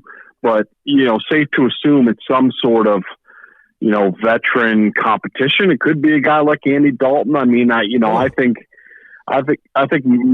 Mariota is a perfect guy to, if he can get some stability and some real coaching for once, might actually have a chance to be a real quarterback in this league. I mean, I think they won't they won't leave any stone unturned when it comes to the next quarterback. But I can tell you this for damn sure. This isn't going to be the Colts when Peyton Manning got hurt. They're not going to go 1-15 or anything like that. Like, Bill Belichick is not going to go down that road, and he's going to have a quarterback that's going to let them compete and win games. Will he draft one? I think that's possible, but he's not going to draft one and just hand over the reins. No. But I would imagine I can't see that happen. But he has Jarrett Stidham already, so will he sign a veteran and also draft one and have 3 quarterbacks, 2 young guys? Is that his MO? Would he do something like that? No idea. I mean, we'll see. I mean, I just know, nobody in the building is sold on Jarrett Stidham. So, anything is possible. Okay. All right. So what is it about Stidham that they like or don't like? They just, they do like him. They like his head, maturity. He's done a good job. Not the biggest arm in the world, but, gets rid of it quickly and things like that. But he's just not ready. I mean, when you come from the Baylor and Auburn offense, 1 year ain't going to do it in the NFL. You need a little bit more time. He needs to be a little bit more proven, but, that's where he is right now. So, Greg, what are you doing? What are you doing at 5 if you're the Dolphins and Tua falls to you at 5? Are you taking Tua? You're taking him? Yep. Okay. Yep. I mean, as long as the medicals check out, I mean, is he a perfect candidate? No, but the kid's a playmaker. He's a leader. He's got, perfect face of the franchise guy. And, but I definitely, look, it's the most important position in the field. It's a position that the Dolphins haven't got right since Dan Marino retired. So, the Patriots have. I mean, the Dolphins have no shortage of ammunition to find the next quarterback, whether that's cap space, draft picks, whatever. If I'm them, I'm in the quarterback business right now, and that means, some veterans. I mean, they have Fitzpatrick, so they don't really need to go down that road. But I'm drafting Tua. I'm drafting another one next year, maybe another one the year after that. The Dolphins are beggars; they can't be choosers, and so. I'm keeping my options open now and going forward. Yeah, I have no problem with going into the well every year until you finally find one, because at this point, you've got to do something along those lines. So how's the Patriot fan base this offseason, my brother, considering all this crap that's going on and they don't know what the hell's going on with Brady? I think he eventually returns there, but I'm just wondering what's the buzz around the fan base with his future in doubt? They're nervous. They don't know what's going to happen, and they don't want to see Tom Brady in another uniform. They don't want to see, and part of it's just, they don't want to see the end of, arguably the greatest run in, professional sports history, at least in the salary cap era, of what the Patriots have done in these 20 years. And so I think some of them don't, want to entertain it. They just don't even want to think about it. But, you're talking about the potential end of an era, and they go back to being just like every other team. And, which is some of the older members of the fan base who remember those years.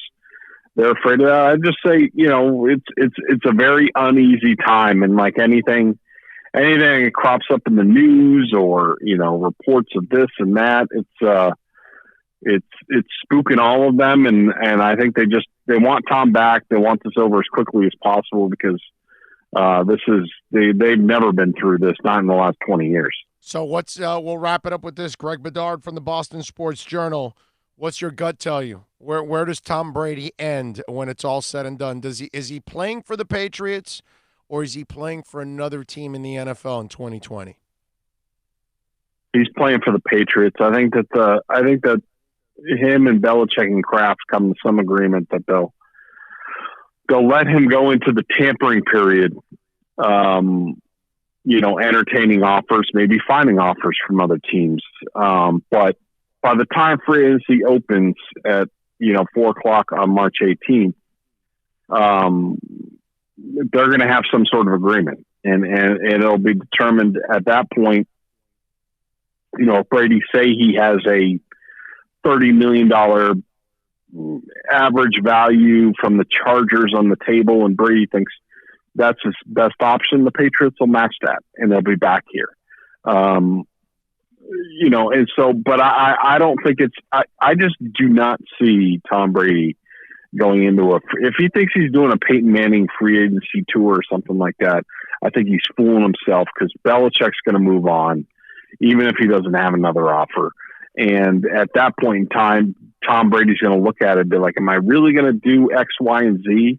Or, am I just going to retire? I mean, but I think at the end of the day, I think he's back with the Patriots for another 2 years. And that buys them some time to find the next guy. Bob Kraft or Mark Davis or Dean Spanos? Are you freaking kidding me? Exactly. Oh, come on, bro. Yep. You don't want to work for Dean Spanos or Mark Davis can't even get a good haircut. Come on, bro. I mean, Give me a break. Anyway, follow him on Twitter at Greg A. Bedard. Catch his exceptional work, as always, at the BostonSportsJournal.com. Greg, thank you, as always, for the insight and the info, my friend. We really appreciate it.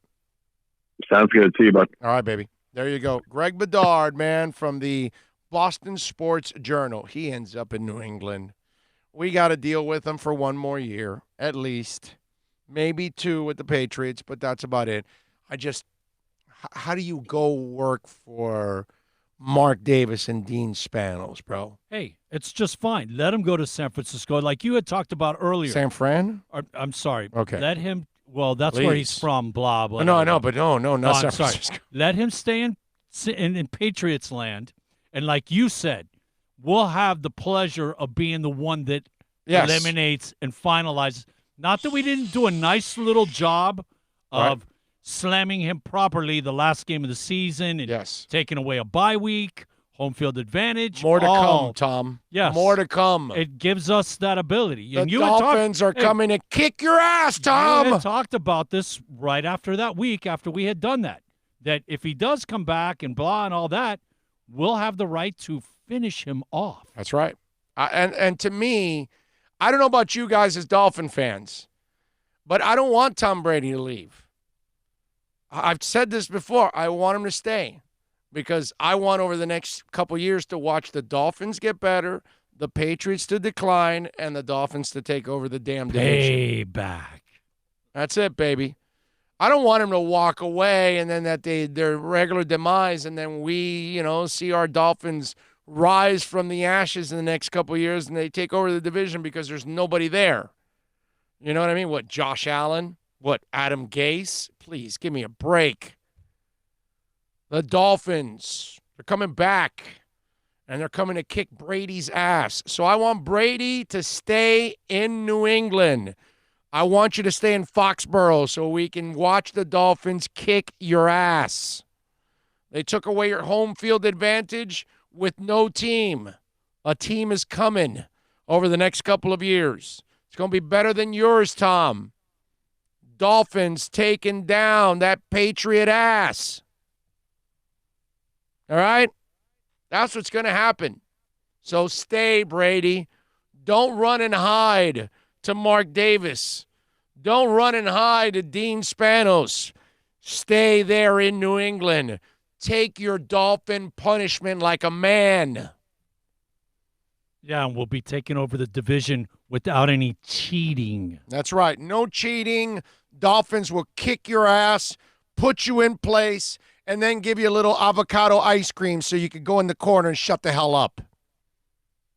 We thank Greg A. Bedard for joining us on the program. The writer, the editor for Boston Sports Journal. We thank all of you out there for watching and listening, and can't wait for you guys to watch the Dolphins kick the Patriots' ass. Tom Brady, you're going down, baby. Down. Down, you clown. And we thank all of you for tuning in and watching and supporting and downloading. And don't forget to reach out to us on the accidentlawfirm.com text line, 786-322-1105. That's 786-322-1105. Follow us on Twitter at Big O Show. We'll see you tomorrow. Wait a minute. We're ending the show? Yeah, 7 minutes early. Okay. 7 minutes short of 4 hours. I wish I would have had a little heads up here. I would have had a little background music for you there, bro. Come 7 minutes short of 4 hours. Vikings hired Dom Capers as senior defensive assistant. All right. Good for them. Yeah, what the hell. It's always good to have somebody there like Dom Capers. That helps out. It's not a bad thing. A lot of coaches with blue light specials. All right, anyway, we will see you tomorrow. Manny Navarro will join us. We will have Andy Behrens talking some fantasy b-ball. Fantasy basketball. We'll have some other stuff, too, planned. You be good out there. We love you, as always. Thank you for supporting us. Thank you all. We'll see you tomorrow.